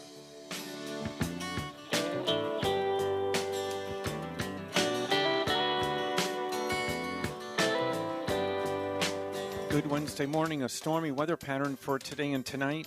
Cloud showers and thunderstorms, some locally severe, and the threat of tornado activity right through tonight. A south wind up to 30 miles per hour through tonight. The high today near 70, and the overnight temperature down into the mid to upper 50s. Showers and thunderstorms Thursday near 67. This weather forecast has been brought to you by Alford Tire and Service Center in Callaway. For 104.3 ESPN Northwest Florida, I'm meteorologist Tim Root. 104.3 ESPN Northwest Florida. The Dan Patrick Show. Remember when we talked about Baker Mayfield was going to play through the pain, and this had to do with his contract? And at the time, I thought, you know what? You're rolling the dice. It's one thing to bet on yourself, but bet on yourself when you're healthy. And when he was healthy, I thought he was a good quarterback. Is he a great quarterback? No. Dan Patrick. 9 to 11 on ESPN Northwest Florida. Hi, I'm Tracy, your diamond girl at Tracy's Fine Jewelry. Shopping for the perfect diamond can be difficult, but that's why I've trained my staff to be helpful and to offer you a stress-free diamond experience. Pick your sparkle and use our easy layaway plan. Every woman deserves an exquisite diamond from your diamond girl at Tracy's Fine Jewelry. We don't work on commissions. We work for smiles and I-dos. So if you're tired of high-pressure salespeople, stop by and see us today at Tracy's Fine Jewelry. Mid-South Lumber has new owners. Stop in and visit Ann and Dave. They're on site every day to make you a priority. They're not the typical big box store, and customer service is their #1 priority. Locally owned and operated for over 40 years. Transform your home with James Hardy Siding. Durability, fire resistant, sustainability. James Hardy Color Plus is virtually maintenance-free and comes with a 30-year warranty. Mid-South Lumber, the biggest little lumber yard in Panama City. And here we go. The #1 SEC call-in show is now twice as big. The Paul Feinbaum Show. Weekday evenings 6 to 10. Now back to the Coach James Hale Show on 104.3 ESPN Northwest Florida. And welcome back to 104.3 ESPN Northwest Florida. Drive carefully out here. My phone's bumping up saying severe thunderstorm warning, so pay attention. I don't know if this is evidently in our area, so be careful. Driving, the roads are wet, as you know. And Bay District schools are out today because of the weather, which I think is a great call by the superintendent. Keep these kids safe. This is college football playoffs. We've had 8 years now of college playoffs. This is the best winning percentage of the teams that have been involved. Now, we got a big tie for number 7, 7th place. And they all got a pretty terrible record. Cincinnati has never won a playoff game, but they've got there, Ryan. Yeah. Southern Mississippi hadn't been there yet. Yeah. Tied with number 7, the Washington Huskies played Bama in the Peach Bowl, and Bama beat them. Michigan State's made it one time. They went out the Cotton Bowl. I was at that game, and they got beat by Bama. They didn't even score. No, it was a fun night for us. And then FSU, since the 8-year-old playoff thing, they have not won a playoff game. First year. Who'd they lose to? Ohio State? Oregon, that's right. Yeah. I will never forget at West Burnham. I was talking to him, and that was the day Jerry's rehearsal dinner was at Saltwater, and Wes was in the bar. Just when he was alive, obviously he was alive, watching the game. And I remember going, Wes, what is going? going on. He was not a happy camper because he loved Well, you know, the that was coming out of the national championship year, and FSU tried to lose about 5 games that year, and everybody knew they weren't the same team. Yeah. But they But kept they won. getting They were- through yeah, and got yeah. into the play. It wasn't a huge shock that they got beat. Now, they got dominated in that game. Yeah, they That did. was I the just didn't think they'd lose like that to Oregon. Yeah. But was that was at the Rose Bowl too? I believe so. Yeah. And then Michigan's tied right there with them. They got they got embarrassed by Georgia, the national championship. Georgia Bulldogs put it on them this past year. And then Notre Dame, they've lost twice. They got beat by Bama in the national championship. Well, that's who else beat them? Clemson? Believe Clemson. Yeah, they're 0-2 in the last 8 years. Oklahoma, I didn't realize it. I didn't know Oklahoma hadn't won one in the last 8 years. Oklahoma is 0-4. Well, you think about it. If they won one, they'd have had to have been in the championship game, and you know they hadn't made any of those. So, That's true. Yeah. But that's right. The Rose Bowl, that was the game before the That was the second. Georgia game. Yeah, that's Yeah. right. That's Yeah. right. I don't know why I thought that was national championship. But you know, Oklahoma struggled with that. They're 0-4. That's your 7 teams right there, all tied for 7th place as far as the winning percentage all time. Tied at number 5, you have Oregon, which is 1-1. They beat FSU and they lost to Ohio State. Ohio State the first year, Buckeyes. Now Ohio State's tied with them at number 5. They're 3-3. They've been there 6 times. They've 3-3. They lost to Clemson. They've lost to Bama, and who else? Was it twice to Clemson? And once to Bama? I think it was. I think it's Maybe. Yeah, I think it was. So anyway, Ohio State's tied for 4. And number 4 is 60%. The Clemson Tigers. They're 6-4 in playoffs over the last 8 years. Number 3. It's not Alabama. Yes, it is. Alabama came in 3rd, not number 1. A lot of people thought Alabama would be number 1 in this. They've won 69.2% of their games in the playoffs. They're 9-4. Who have they lost to? Clemson, twice. Who are the other ones? Ohio State. Once. And Georgia. Thank you. 9-4, Georgia. Good job. Number 2, the Georgia Bulldogs and Kirby Smart, 75%. Kirby's taken over the SEC, guys. He is taken over. 75%. 3-1. Yeah. Who would he lose to? He lost to Alabama. Second, 26. They won that one, buddy. He'd been 4-0. Perfect. 2 back-to-back national championships. And then maybe the best team has ever had. Maybe the best team in the college football history. You got to put them up there in there. Sure. And that's LSU. They've been to it twice. They're 2-0. Wait a minute now. When they lost they've to only Bama, been once. Oh, okay, last 8 years. But they won That's both right. games. That's right. It's the last 8 years. This is the playoffs, not the BCS. I was thinking about the BCS when they lost to Bama. So it all ties into recruiting. And I got all this information on recruiting, and I'm not going to do it right now. I'm going to hold off and do it maybe later today or tomorrow. But it kind of fits into this. Sure. The best players usually have the best teams. When you can win, you cannot win without great players. Without good players. Right. You can lose with them, but you can't win without them. So it's all about recruiting. Alabama's had their junior days. They've had people coming in and off campus. There was one kid I meant to mention. I didn't before spring break. They had a Jalen Hale. Jalen Hale. And you know who he's related to? Jalen Hale, Longview, Texas. A 5-star, 6'2", 175, has 24 touchdowns the last 2 years. Alabama ranks the top of his schools that he'll attend. He's going to go. He also went to Texas A&M at junior day for them also. This is one guy Bama really wants, and I'm not going to tell you who he's related to. He was one of them. They had that Neville kid, Ryan, out of Texas. They had a couple of Texas kids there. He's 5'10", 170 wide receiver. Real speed. This is a speed guy, and this likes between Alabama and Texas A&M. You know what was interesting looking at that list, though, of the teams that you were talking about and all, and everybody says, well, it's always the same 4 teams. If you look at that list, I mean, we're talking about 8-9 years worth of playoffs.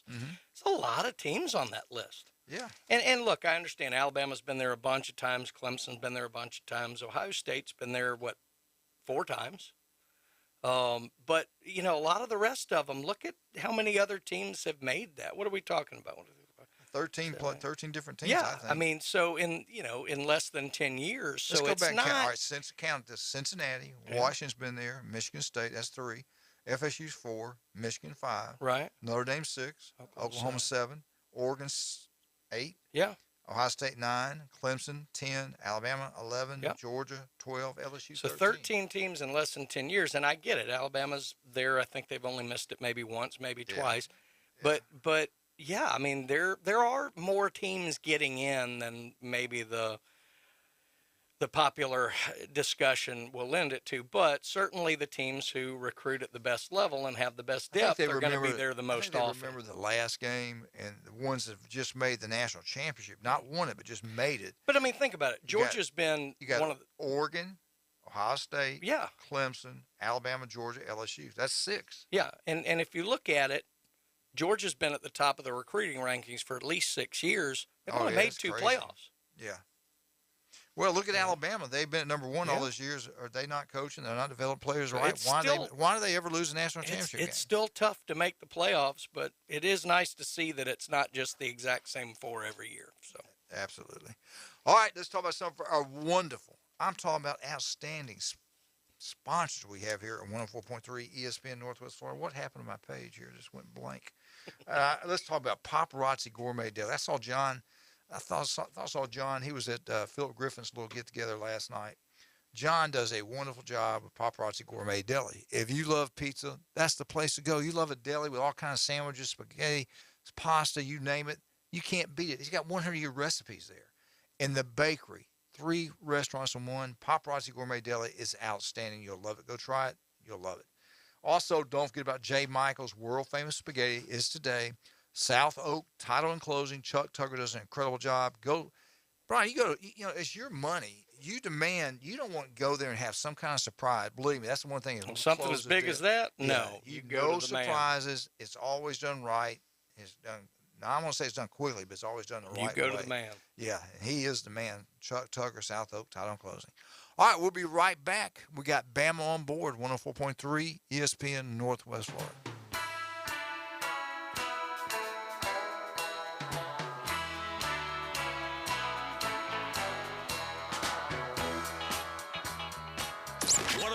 ESPN Northwest Florida is your exclusive home for the Sweet 16.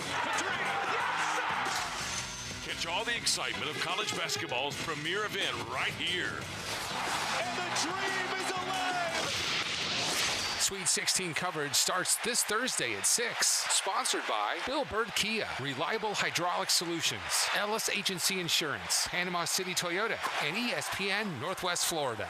Sykes Concrete has been in business in this area since 1947, and 3 generations later, they're still going strong. See Sykes Concrete for dirt, sand, rock, and concrete. They can handle any size job from the smallest to the largest. Sykes Concrete pays CDL truck drivers some of the highest wages in Bay County, making $50,000 to $75,000 a year, including holiday and vacation pay, plus health insurance. See Hugh Sykes at Sykes Concrete, 8030 Highway 77 on the right, just north of Southport Elementary School. At Slim Chickens, craft means something.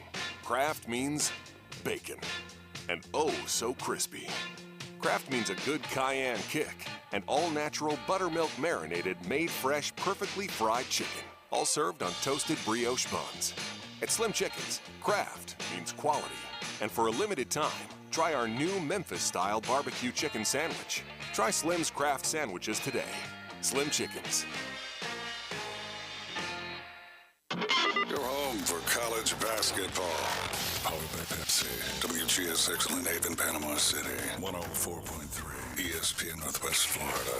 Here at Panama City Toyota, we love things that last. Of course, it starts with beautiful, reliable Toyota cars and trucks. It continues with every customer relationship, across generations and hundreds of thousands of miles. And now, we're proud to offer something you can count on year after year after year. A free lifetime warranty that covers your drivetrain and powertrain. If you shop with us, we'll be here for you. Because peace of mind should last throughout your entire journey. Put down your natural light. It's time for the Alabama Update. The Alabama Update, weekday mornings at 8. On the Coach James Hale Show at 104.3 ESPN Northwest Florida.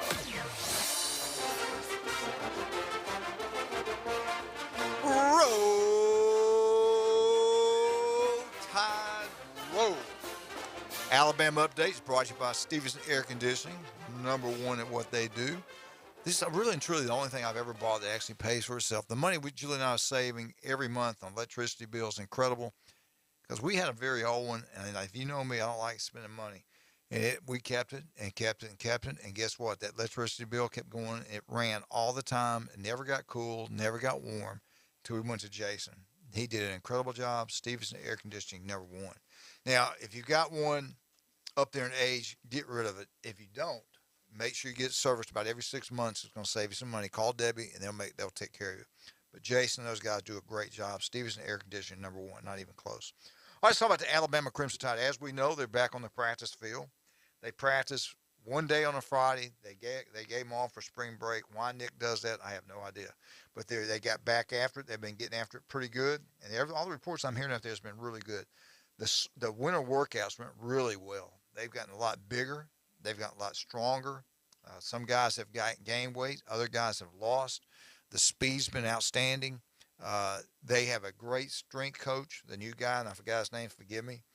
But the other guy's still there, and everything's going really good right now for Alabama. They're motivated. They got something to prove. They got both coordinators coming back. This should be a good year for the Crimson Tide of Alabama. But I don't care. The two things you got to look at when you look at football, if you want to determine who's going to be good or not, look at the schedule. The schedule has a lot to do with it. And then it doesn't matter. If you get certain players hurt, I don't care how easy the schedule is, you're going to be in trouble. There's a reason you're first team, second team, and third team. So can they stay healthy?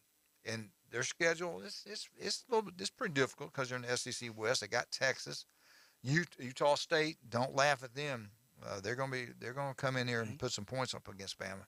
But they've been interviewing quite a bit of Will Anderson, Alabama's All-American outside linebacker that started the day one when he walked on the field as a true freshman. He was putting other teams on notice regarding Dallas Turner. He's one of the kids that was a true freshman, 5-star, that had a really. I think he's why Drew Sanders left. Yeah, he is. Yeah. He really is. And this kid's a freak. We knew it coming in. He was kind of skinny last year, really, but he's the one that's taking advantage of the winter workouts. He's put some weight on, put some muscle on, and he's kind of tearing it up right now in spring football. But Will Anderson went on and on about him. Alabama's defense in 2022 should be good, could be really good, especially the pass rush. And I talked about yesterday, Brian, how well they play up front, the defensive tier line. One of the best players in the nation is very impressed, and that's who I'm talking about, Will Anderson, with Dallas Turner. He was impressed with him his freshman year, and they both played really well as freshmen. Now, I got the statistics down here a little bit, and Anderson was a little bit better. But he's now had a year under his belt, going through the workouts. He's going to be outstanding this coming up here. And Will says, listen, he's still learning. There's some things he's got to improve on. He knows that. He's still learning some things, technique, pass rush-wise, things like that. But he's got that first quick step that you got to have to be an elite pass rusher. He's got it, and that's hard to teach that. Turner was a 5-star coming out of high school, and he was not disappointing whatsoever. His freshman year, he had 30 tackles, okay? That's 30 solo tackles. He had 10 tackles for loss. He had 8.5 sacks. That's a true freshman out there, been playing high school football, is playing in the toughest conference in the SEC West. He's got 8.5 sacks. He forced one fumble, had a fumble recovery. Now, they compared him to, which is not fair, to Anderson, which is a freak. Just is next different level. But his freshman season, he had not 30 tackles. He had 52. He didn't have 8.5 sacks. He had 10.5 sacks. I take it back. He had 10.5 sacks for loss. 10.5 tackles for loss. Right. He had 7 sacks. He had 1 forced fumble. So you're talking about 2 elite athletes playing outside linebacker. To me, if you look at their defense, they're going to be better certainly in 9 spots.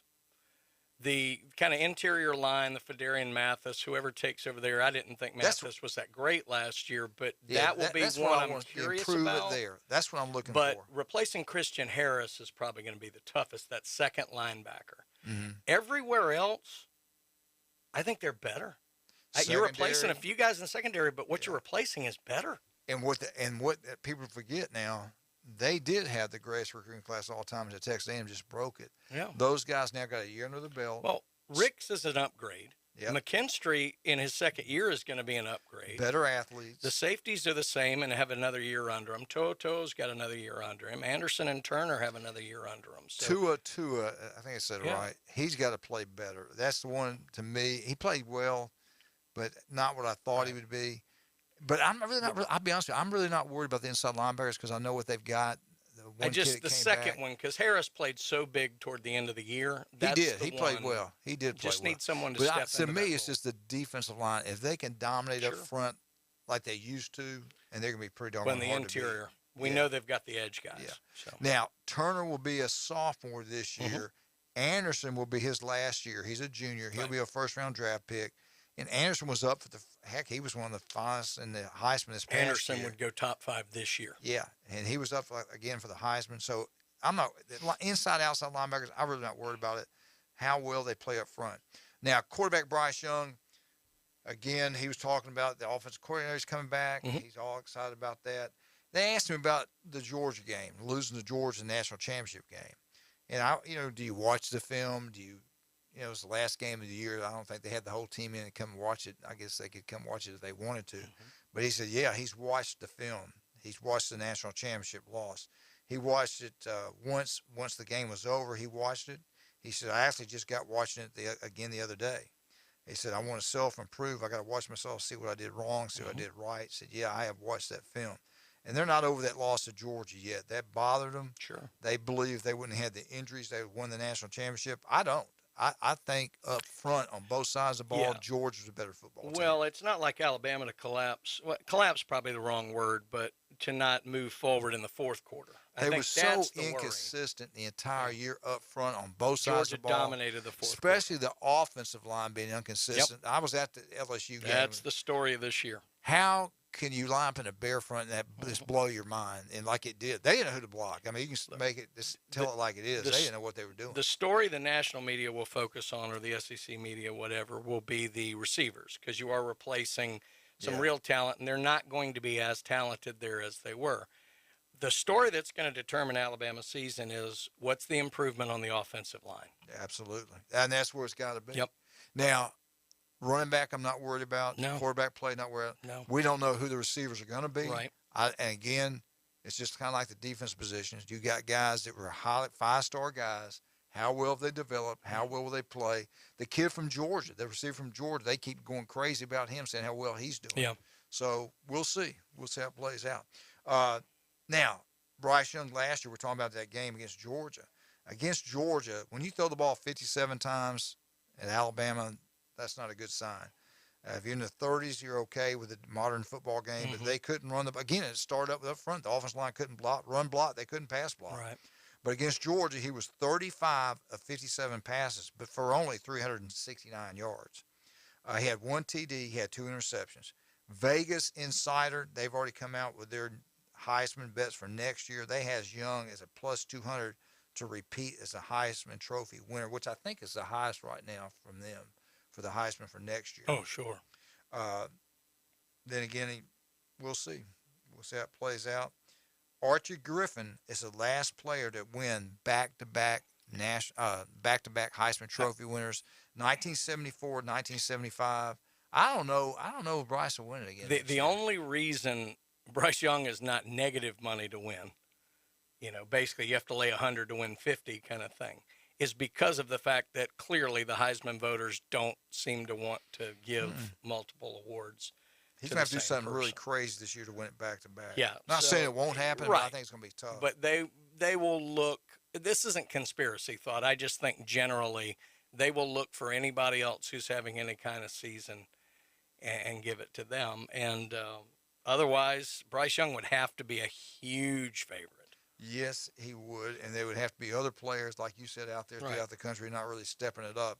I'd look out for Ohio State's quarterback. People felt like he should have gotten it this past year. I don't, but Jim Brandt does. And not for he's the whole pretty year. doggone good. Yeah. No. Also, what else? Okay. Here's what it is. I wanted to finish up what he did. He passed for, I talked about a little bit yesterday. Now, again, Archie Griffin, 74, 75. He passed for 4,872 yards. Now, if he passes for 5,000 yards and 50 touchdowns, he's going to have a good shot at doing it. He had 47 passing touchdowns, but he had 50 total when you count his running touchdowns. Again, we keep talking about Nick Saban recruiting. He's probably the best at it. Anybody, Kirby's right there with him, to be honest with you. I like Billy Napier at Florida. I think he's a heck of a recruiter, and I think you're going to see that in the future from Florida Gators. But Alabama, again, they're set to host the top offensive lineman, a transfer player, Tyler Steems, I think is his name, this weekend. I think the kid's out of Vandy. 6'3", 315. He played right offensive tackle, played left offensive tackle. They grade him out as a 59.9 pass blocker, and a 68.7 run blocker. So I don't know, man. People grade people differently. It's not every coach grades everybody the same. Some are really hard, some are easier. So I don't know if you can go by that at all. I know one thing: if Nick Saban's offering him a scholarship, the kid can play. 6'5", 315, played in the SEC. Nick's watched film on him. He thinks he's a player. They think he can come in and play at Alabama. Now it's going to be between Alabama, LSU, and NC State. His dad, they interviewed his dad. His dad said, you can always have to take Alabama as a serious contender because of their tradition of winning and their academics. So evidently the academic part was pretty impressive for him. He went to Vanderbilt, yeah.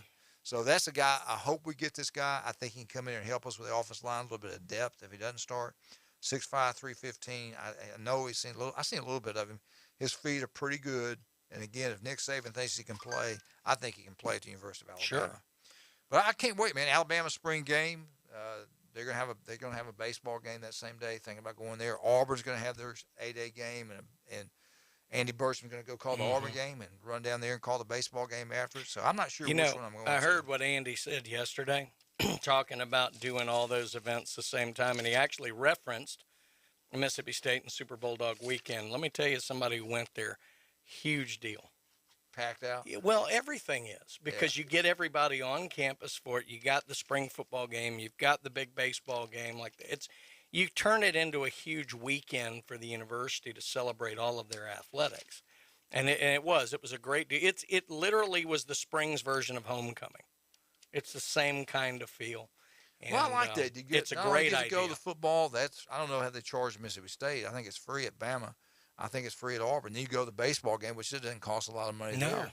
But hey, Mississippi State, I can see that. That stadium's big. Yeah. People's turning out for those games. That's going to be fun. It was a huge weekend, and it was just a great advertisement for your university. And I want to remind all you Bama fans out there, we used to have the spring game, we used to always have the biggest crowds. We've gotten away from that. We've gotten spoiled, kind of like Coach Bryant the last 10 years he was there.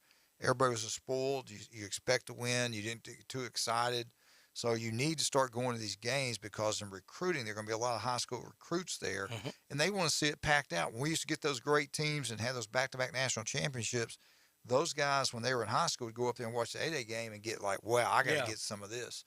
Manning's grandson, which I still don't think is going to wind up at Alabama. No. I just don't think you'll ever see Manning, knowing his grandfather, one of his kids playing, any of his family playing at Alabama. That's just me. I could be totally wrong on 100% with you. All right, let's talk about some of our great people. Again, thank you, Stevenson Air Conditioning, for the Alabama Crimson Tide update. Appreciate that. Buffalo Rock. You love Pepsi, Dr. Pepper, then you love Buffalo Rock. The only company that's giving back so much to Bay County students is unbelievable. Scoreboards, lockers, coolers, you name it, they've done it. Let's take care of Buffalo Rock. Also, don't forget about Dr. Chad Mitchell, a legendary doctor, 22 years on Bay County sidelines. Bay Point Golf, you love golf. I'll talk more about them in a minute. All right, be right back. 104.3 ESPN, Northwest Florida.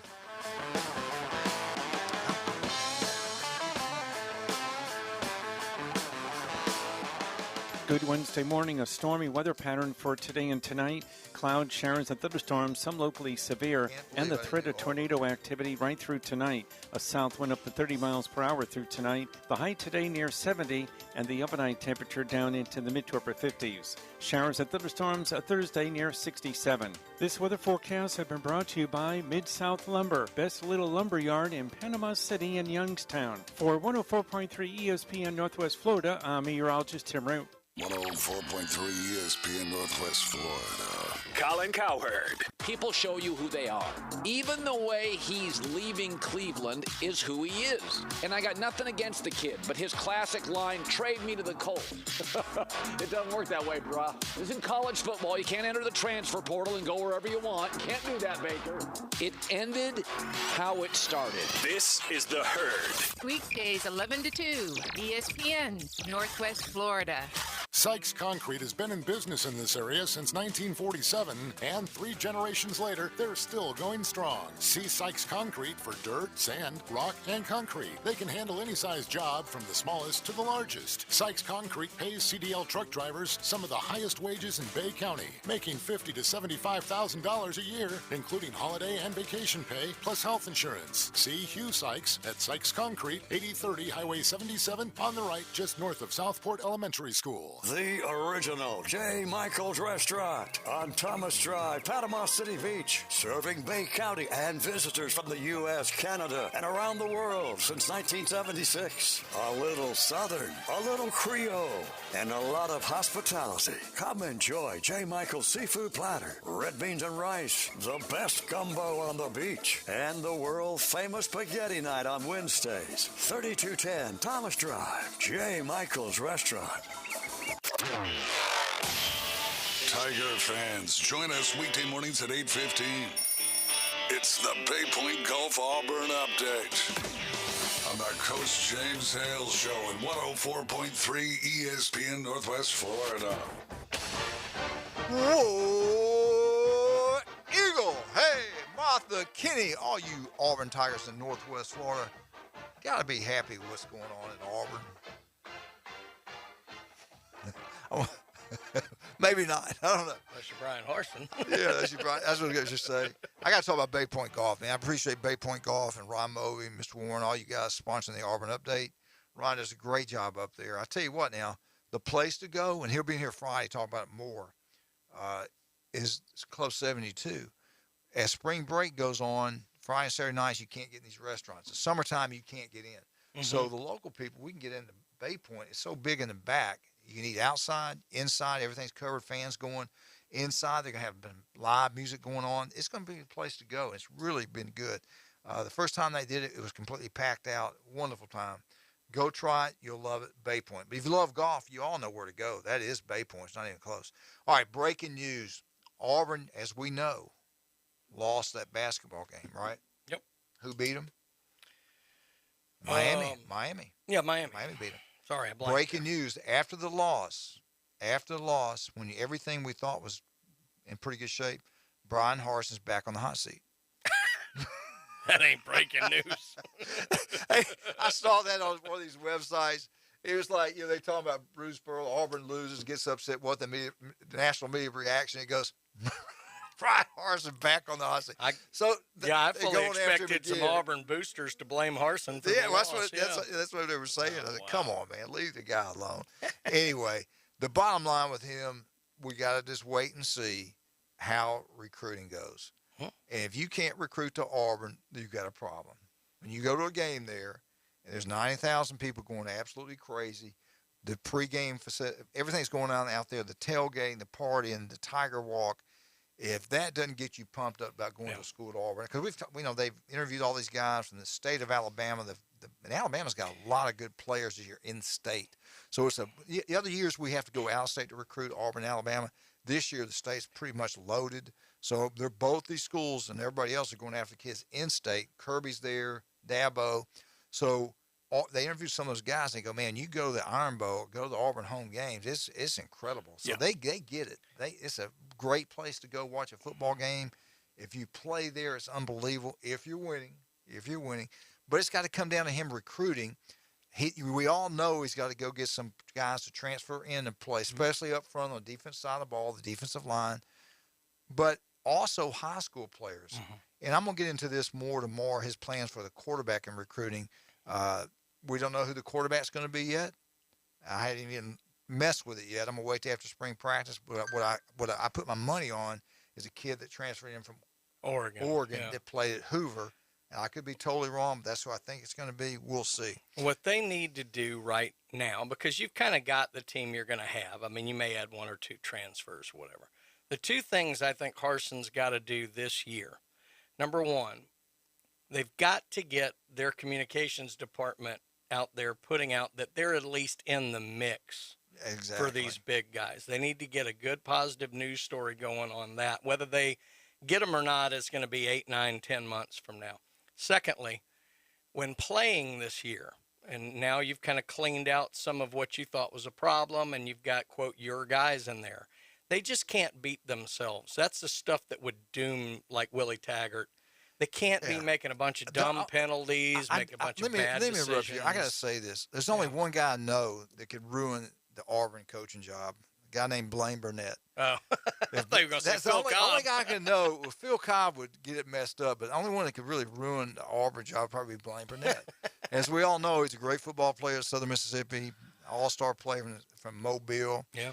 And but far as seeing talent and knowing talent, because he just made a comment about the way I looked on Facebook, so obviously he can't develop or evaluate good-looking people or good-looking athletes. So, Blaine, I hope you're doing okay. Thank you for listening. I'm just messing with you.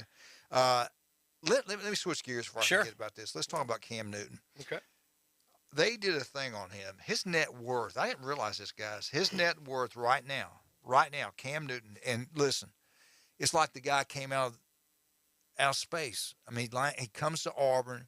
What's Auburn do? Out of nowhere, they win the SEC. They win the national championship. The kid was unbelievable. 6'5". I don't know what he weighed in college. In pros, it was 245, 6'5". I mean, he's a man-child. Yeah. Could run it, could throw it. I'll never forget that football season. You take him off that Auburn team, they're probably 8-4. You put him on it, and you put him on Alabama or anybody else's team, they win the national championship too. I mean, it's unbelievable what the guy did. His net worth is worth $75 million. We all know how he dresses. He's got some other things he's doing besides football. He's still trying to play. He went to New England, didn't work out. He got beat by a rookie. My question to both of you guys is, why would you put yourself through that? Is it just the love of the game? You can't. Do you ever know when enough is enough? When is it time to step away? Most athletes don't know. But the other thing to consider, Cam Newton is what? 31 years old? He is actually 32. 32 years old. He was born May 11th, 1989, 32 years old. How many people in the country, what they love to do and decide they want to do for a living is over at 30, 32 years old? Yeah. That's a hard thing to reconcile yourself with. And the guy's competitive. You're always chasing. It's a lot of why Tom Brady's back. You're always chasing that last thing because you can do everything else for the rest of your life, but this is the only time where you can do that. So I understand it. And honestly, it's fans and the media who get all upset at, messing with your legacy. Guys want to play. And, Cam Newton wants to get out there and play because he thinks he can still play at this level. And I don't know if anybody's going to give him a shot. I mean, he's pretty beat up, but. He was something else, man. But it's like you said in the break, NFL stands for not for long. And especially when you run the football. Who was the other quarterback we were talking about earlier that kind of Robert Griffin. You saw what happened to him with his injuries. He can't hardly walk anymore. His net worth doesn't surprise me that much. And this is a little bit tragic when it comes to Cam. Cam had a lot of good endorsements going. He's a good-looking guy, well-spoken. He was great for endorsements. And he kind of got in some hot water where he attacked that female reporter verbally when she came at him on some things. And some people dropped him. Cam, if he can kind of get that image back a little bit, he could do endorsements forever. Oh, yeah. There's no doubt about it. He's a perfect front man for your company. Before I finish up with Cam, I get it back to Blaine Burnett. Blaine had a dating service, and I'm talking about when you need to step away. He used to do a dating service. He made some money. He would go out on dates, and it was nothing sexual. Just he would go out on dates that women wanted somebody that was big, muscular, good-looking guy. Scared where you're going here. And that was it. You go eat, he would take them home, and that'd be it. And he got paid really well. But as he's gotten older, I've told him, I said, Blaine, you need to think about another line of work. You need to get out of this. And I think he's starting to see it because the phone's been really quiet lately. He told me, he says, I think something's wrong with my cell phone. I said, no, I think you're just getting older. He's looking rough now. He's getting in his 60s. So I think this dating thing is over. I don't even know where to go with this. He played at Shaw High School. And after Shaw High School, I think they put a statue up front of him. You know, he played at an all-state game, and that used to be the game, man. Sure. The Alabama State champ.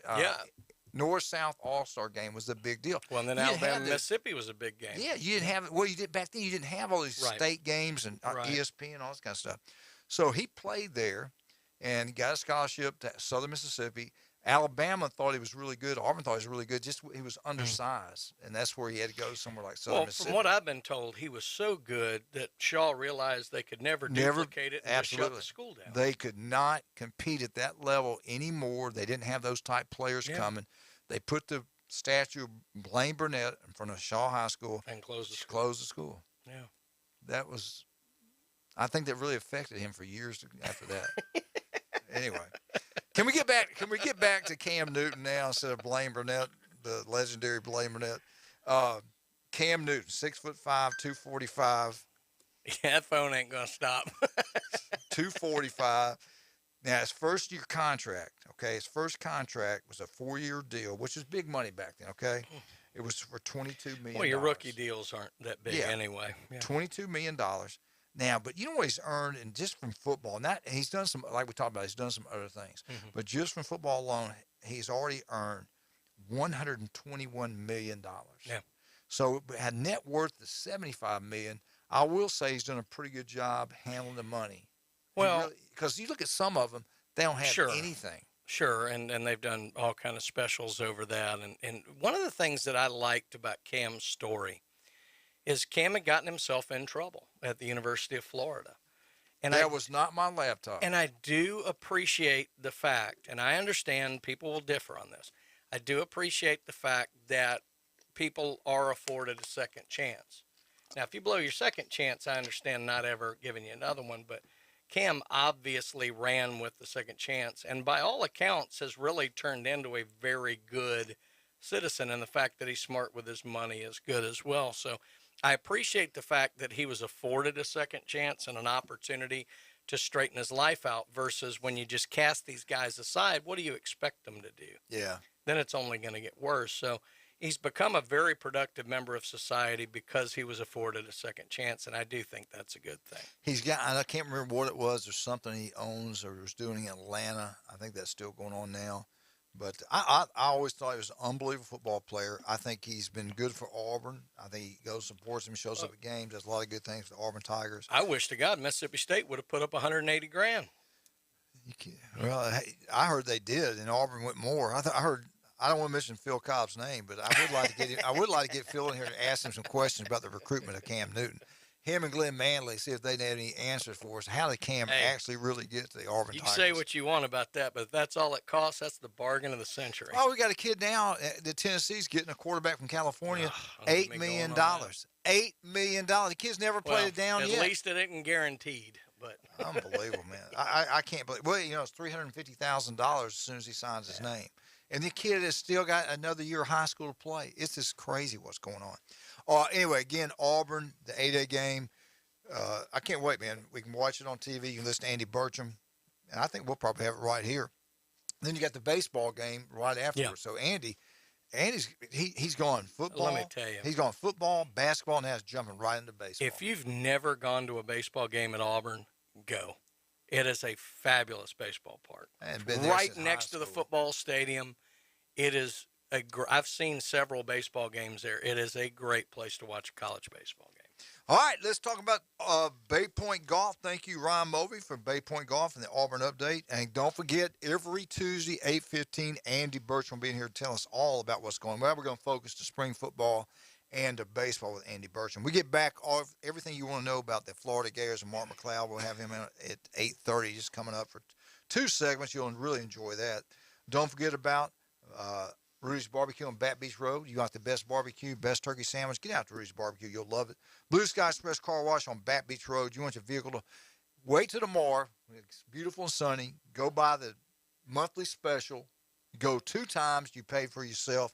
Blue Sky Express Car Wash, #1. We'll be right back. 104.3 ESPN, Northwest Florida.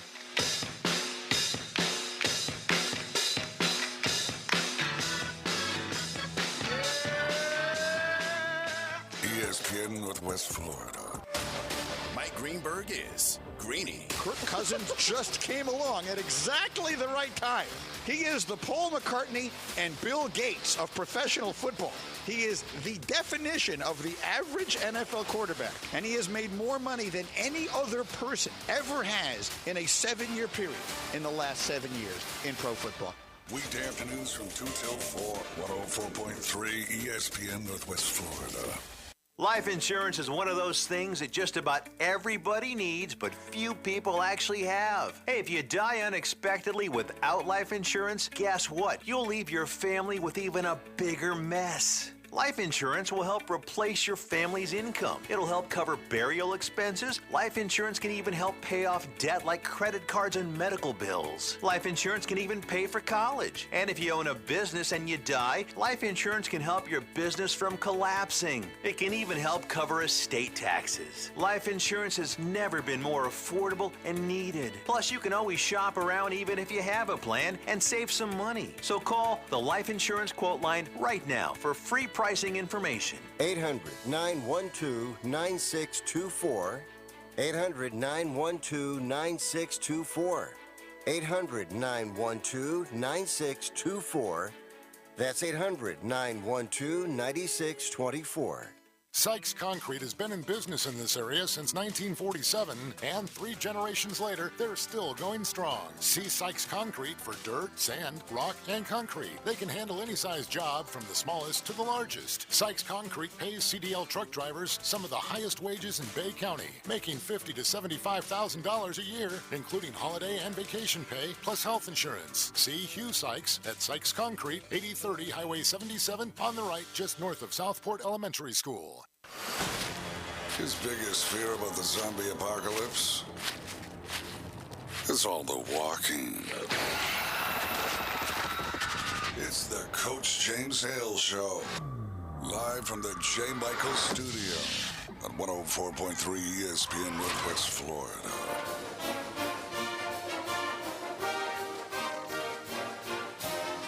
Go Gators!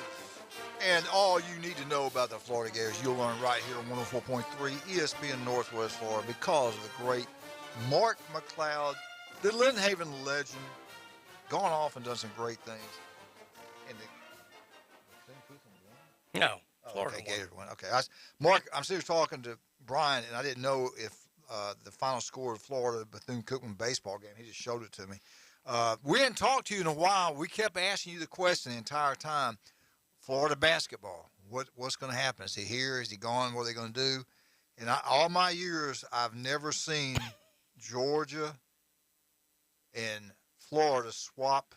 Well, they didn't swap. They took Florida's basketball coach, and I don't think anybody at Florida's upset about it. Maybe that's just me, but did you ever think you'd see something like this happen in the SEC? No. Georgia doesn't show Florida love. Florida doesn't show Georgia love, and lo and behold, they did it. They actually did it. Saved Florida a boatload of money, probably $8 million on a buyout. But reportedly, Scott Strickland told Coach White that Coach White said, "Hey, I've got some other opportunities." He said, "You probably need to take."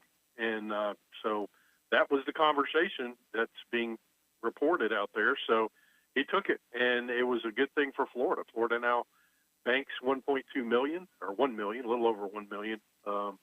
So that's a good thing for Florida. Florida has their man, and Gator basketball can move on. Talk about their man. But did that surprise? I'll be honest with you, it surprised me. I don't know anything about the guy. What have you heard? What do you know? Was it a good hire? What's your thoughts on it? Yeah, it did surprise me, Coach, and I'll tell you why. Because there were some media reports out there that Scott Strickland was going to make a big splash. I mean, you saw this. There was one national reporter who wrote that Florida looks like they're going to be contacting several high-profile coaches. Really no names added to that. But whether that happened or not, I have no idea. But they end up with Todd Golden from the University of San Francisco, and he will meet with the media today at 12:30. I'm not going to be able to be there because of my show, but I'm certainly going to tune in. It's going to be very interesting to see what happens. And again, now with this hire, you look at the state of Florida basketball right now, and it's really in a bad spot. You've got, 5 players on the roster total. You have just a decommit last night or yesterday for Mark Renaud, who is a 5-star forward who is committed to the Gators. Florida still has 2 commits in, Jalen Reed, a 6'10" power forward from out in Southern California, and you have Denzel Aberdeen, who is a 6'4" guard out of Orlando. So those are still in the class.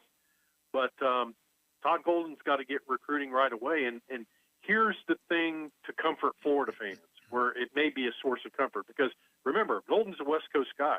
Yeah, he spent 2 years with Bruce Pearl at Auburn, and I think those were a tremendous time to be with Bruce Pearl at Auburn, because what were they doing? Well, he was there at the beginning when Bruce Pearl was trying to reinvent Auburn basketball, and he was there, and he saw the work that went in to build that program and to get some quality recruits in there and do what they need to do.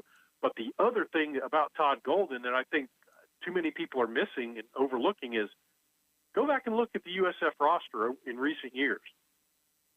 This past year, they had 7 international players.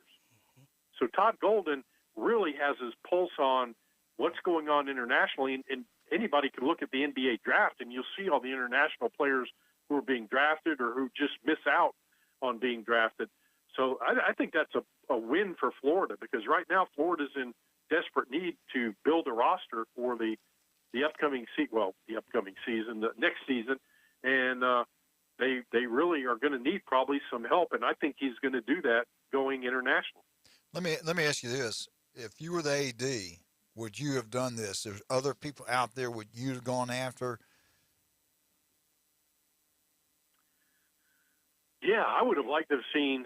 It's my hope that they went to Baylor to try to see if Scott Drew had any kind of interest whatsoever in moving on. I would hope they would have gone to Illinois and checked out Coach Underwood to see if there were any, interest in moving on. But, in this situation, you've seen Scott Strickland. He went mid-major. He went and got Billy Napier out of Louisiana.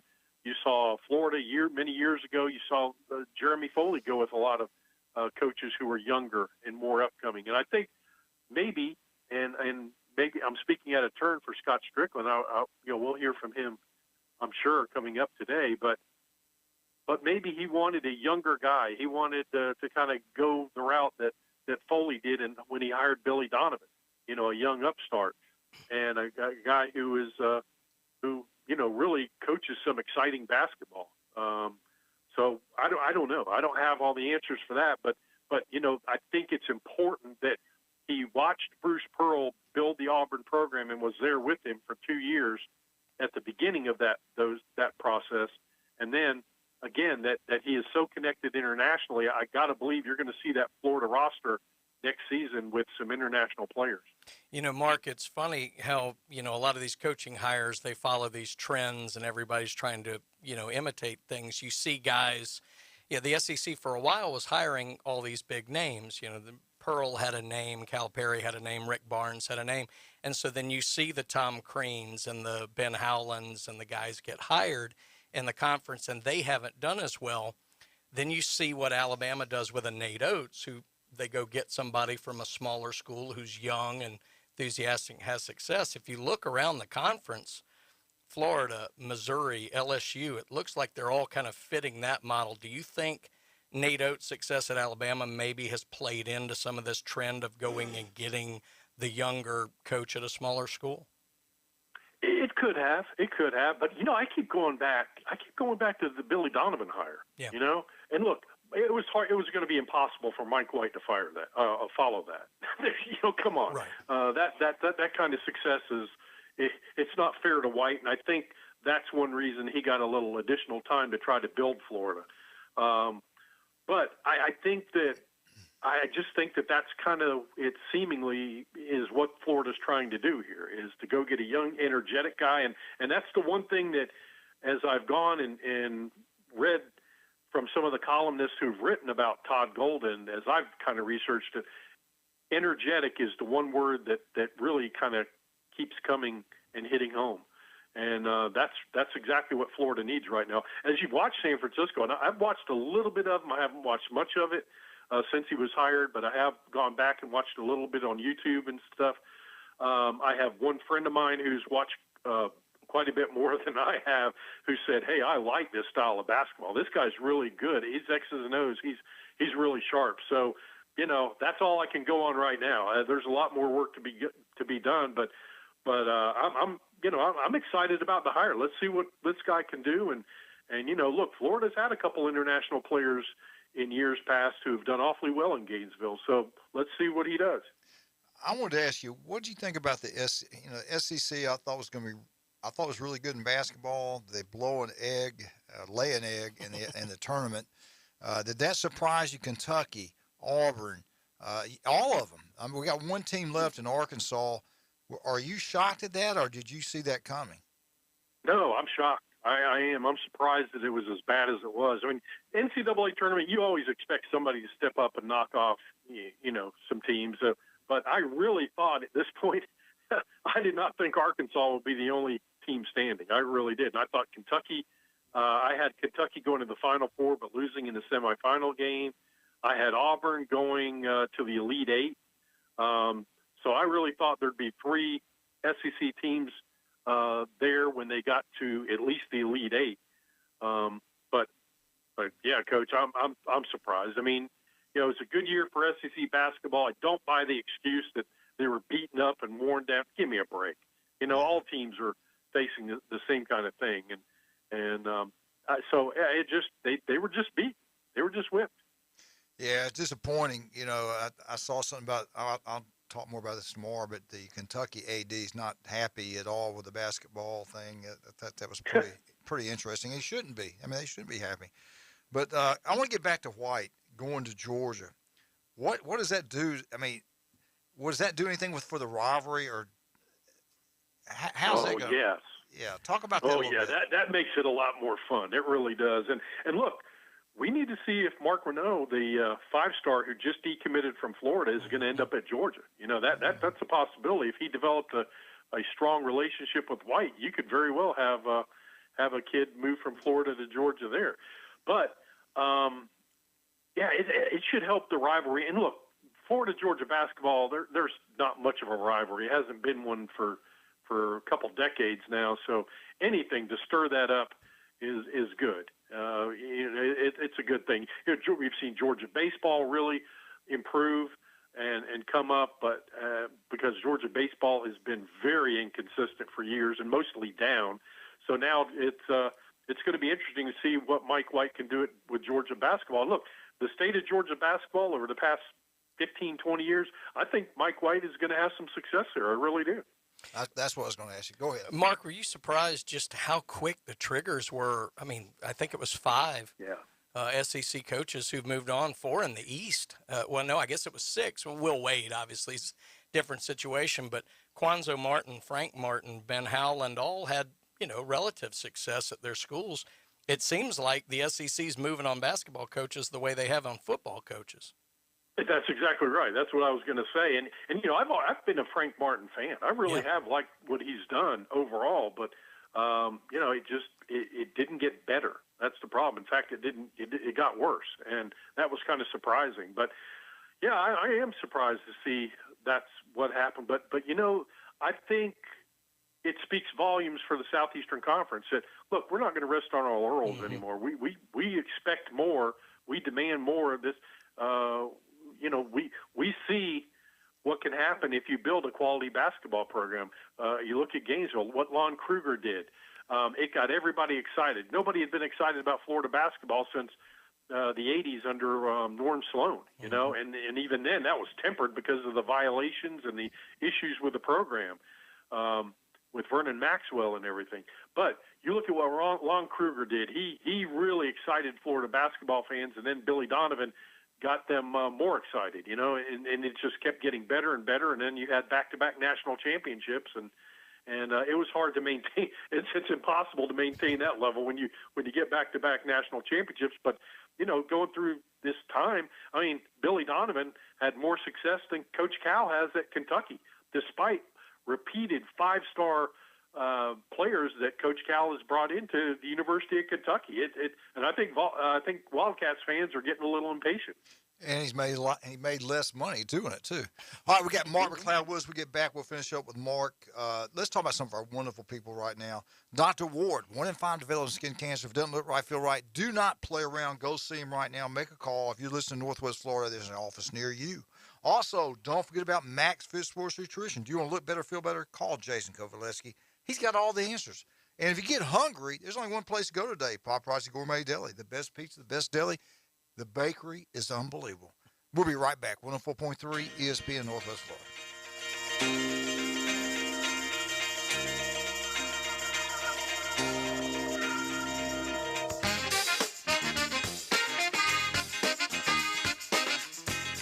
Good Wednesday morning. A stormy weather pattern for today and tonight. Cloud showers and thunderstorms, some locally severe, and the threat of tornado activity right through tonight. A south wind up to 30 miles per hour through tonight. The high today near 70, and the overnight temperature down into the mid to upper 50s. Showers and thunderstorms Thursday near 67. This weather forecast has been brought to you by Offord Tire and Service Center in Callaway. For 104.3 ESPN Northwest Florida, I'm meteorologist Tim Root. 104.3 ESPN Northwest Florida presents the madness of college basketball. Who will be this year's Cinderella? ESPN Northwest Florida is your exclusive radio home for the NCAA College Basketball Tournament. Sponsored locally by Panama City Toyota, Ellis Agency Insurance, Reliable Hydraulic Solutions, Bill Bird Kia, and 104.3 ESPN Northwest Florida. Dairyland is your land. It's car insurance that keeps you on the road so that you can make it to work on time. Its payment plans are flexible for when life gets complicated. It's affordable coverage to help you get back on the road again, even if you've taken a break. Because Dairyland is auto insurance that's customized to fit your life. Dairyland is your land. Car insurance doesn't have to be complicated. We can help. Contact Ellis Agency Insurance today at 850-763-1627 or visit ellisagency.net. I'm Matt Glover with Aero Pest Service, and we are your family-owned and operated pest control company in Bay County since 1977. Now's the time to have us supply our long-lasting custom blend fertilizer that is guaranteed to be the answer your lawn needs in order to stay green and beautiful all summer long. Give us a call today at Aero Pest Service, 850-874-1900. 850-874-1900. He's a 10-foot-tall, barrel-chested beast man who showers in vodka and feeds his baby shrimp scampi. I'm kind of a big deal. Please welcome. Pain don't hurt. Live and local from the J. Michaels studio, the Coach James Hale Show, 104.3 ESPN Northwest Florida. And welcome back to 104.3 ESPN Northwest Florida. Mark McLeod was talking about the Florida Gators. Mark, what's the best way to listen to you? 4 o'clock Eastern today, my show, we'll be talking Alabama football, little Tennessee football, getting updates from spring practice, and of course there'll be Gator news and FSU news as well, and that is at 1021news.com and certainly on Twitter at McLeod Live. Roll Tide, baby. Roll Tide. Yeah, you need to listen in, Coach. You need to listen in. My buddy Drew Darman's coming on. He's a wealth of knowledge. I was on his show this morning in Huntsville, so talking Gators. So. Tell him he needs to be calling me if he wants to talk about Alabama football. Hey, let me ask you this. Speaking of football, let's jump into football real quick. Because I'll be honest with you, I was talking to Brian between breaks. I just don't see George as going after White, but that's just me. Anyway. Football-wise, what anything going on down there, the quarterback competition, what are you hearing? Give us a little update, Florida football. Oh, there's a lot going on, and it's starting to pick up for Florida. They've been through 4 practice sessions. Looking forward to the first scrimmage. That'll be fun. But really, you look at the quarterback position, Anthony Richardson has done some good things, certainly for Florida, looked good from what I've heard, has struggled in a couple other areas, but Jack Miller, the transfer from Ohio State. Yeah. From what I'm hearing, guys, he's been the most consistent quarterback out there, and he's kind of pushing himself away from the quarterback pack. Now, look, Richardson is still the guy to beat. We all get that, but But you've got Jalen Kitna, who's played pretty well out there, Carlos Del Rio Wilson. But now Jack Miller is separated from the pack a little bit, and looks like he's gonna push Anthony Richardson, and that's good news for Florida fans because they've needed that. Looked like we had it last year a little bit, and then Coach Mullen said no, Richardson's not ready, even though we saw him really go nuts in a couple games and play really well. The offensive line has looked pretty good for Florida overall. Didn't look good in the last practice session, but Richard Garage at left tackle has looked good and probably been the most consistent offensive lineman for Florida. Kingsley Egakwan at center has looked good. Now you're starting to finally see Osiris Torrance, the transfer from Louisiana, who was a 2 or 3 time all-conference player over there, really things are starting to click for him at guard. So you're starting to see him there, and looks like he's going to have a nice battle with Josh Braun at guard.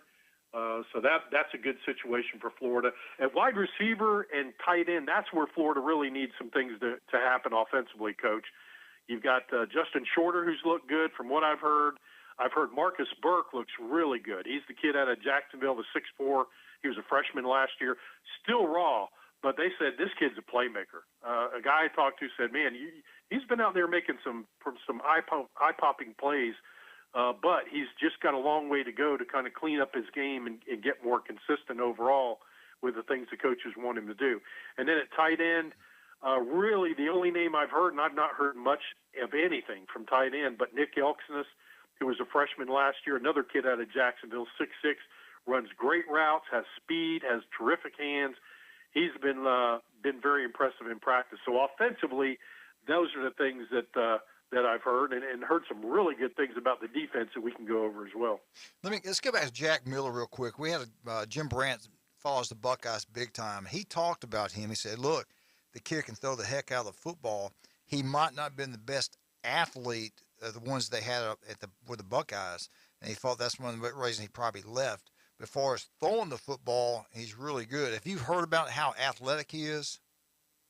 Yeah, he's a pretty good athlete. Now, I haven't heard a whole lot about that. What I've heard about throwing the football is they said he has nailed receivers throwing the deep ball. Yeah, he's supposed to be. He throws the deep ball really. He's got a big arm, and you're exactly right. And he throws it very well and has really outperformed Anthony Richardson in throwing the deep ball, and he's very consistent with it. So, and he really seems, apparently, according to the guy I talked to, he said just from what he's seen in practice, he looks like he's getting much more comfortable running the offense and doing some things. So, you're 4 practices in, you expect there are going to be some struggles down the road, but and it's going to take him a little while, but looks like he's already at that first hurdle and it's cleared it. Let me ask you stuff. I keep, what I do like, if you're a Florida fan, you got to be happy with this. Every time you look at a player now, it used to see Ohio State, Alabama, Georgia, and every once in a while LSU, but hardly ever Florida. Now when you see these big name kids, you see Florida attached to it, that they're looking at Florida. They like the coaching staff there. But my question to you is, Manning's grandson, is there any truth to the matter that he's looking at LSU? He is truly looking at Florida, and Florida might have a shot because they need a quarterback. Have you heard anything like that at all? Yes, I've heard that too, that he is serious about looking at Florida. And, you go back and you look at the visitors list that Florida had over the past weekend. I mean, Dante Moore, 5-star quarterback. They had Jaylen Brown, 5-star receiver.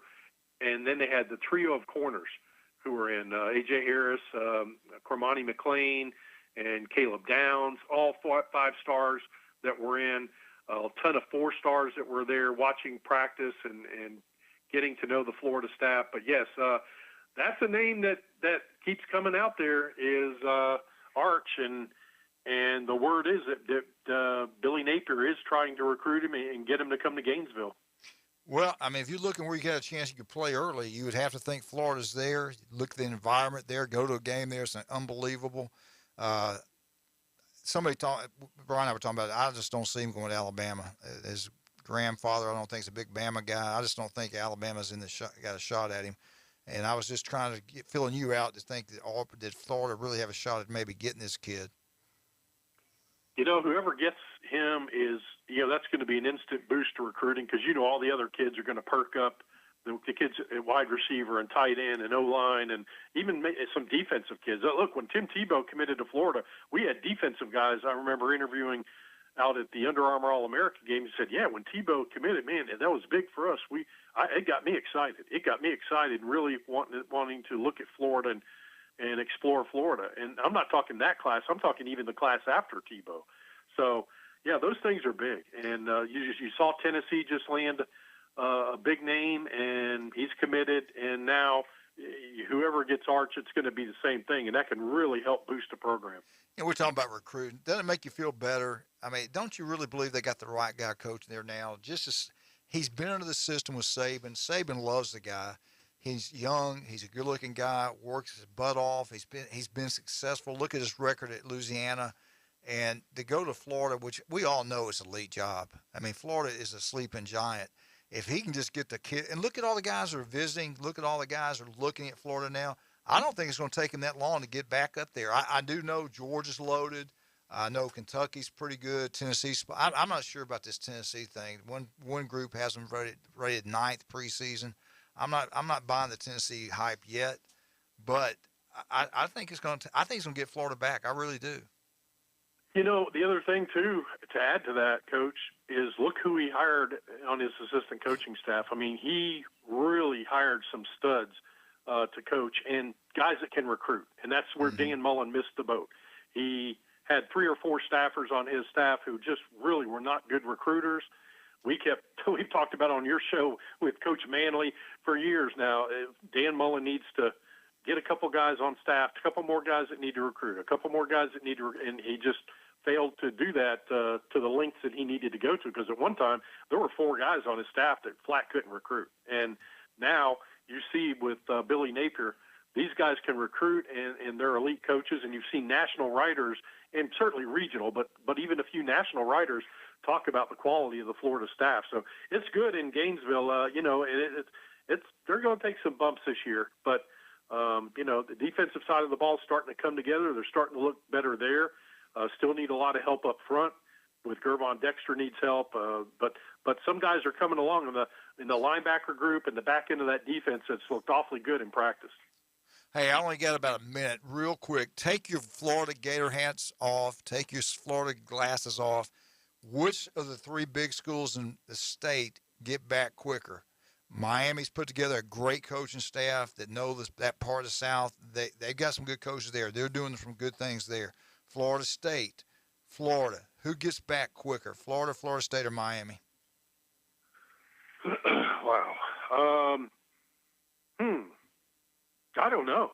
Ask me next show. Okay. Hey, listen. The schedule. Look, conference and schedule has to play a role in that. Let me look at the Florida schedule over the next 2 years. Yeah, I agree. The schedule has a lot to do with it, brother. Hey, Mark, thank you so much. We'll talk to you next week. Take care of yourself. Good talking to you again. Okay, thanks, guys. Always good to be on with you. Thanks, Mark. All right. And Brian, thank you for coming in today. Hey, that's a professional's answer right there. Yeah, I love it, brother. I love it. Hey, after us now, we got all of our shows lined up. Feinbaum will be on from 6 to 10. David, Old School, have a great show for you from what time they come on? 4 to 6. 4. They do a good job. They do a great job. Make sure you listen to them. And we got the same old people we got in here. I don't even know who's next. Dan Patrick. Patrick's next. And Cowherd. Greenberg. What's that? Why am I stretching it out? I thought you said we had to go. There's no reason to change the channel all day. No, you just leave it right here. 104.3 ESPN Northwest Florida. And we got the mayor. Every once in a while, we get the mayor to come on here. You never know when he's going to come on, so you got to be listening all day, every single day. When the mayor comes on, people listen. All right, we're out. 104.3 ESPN Northwest Florida.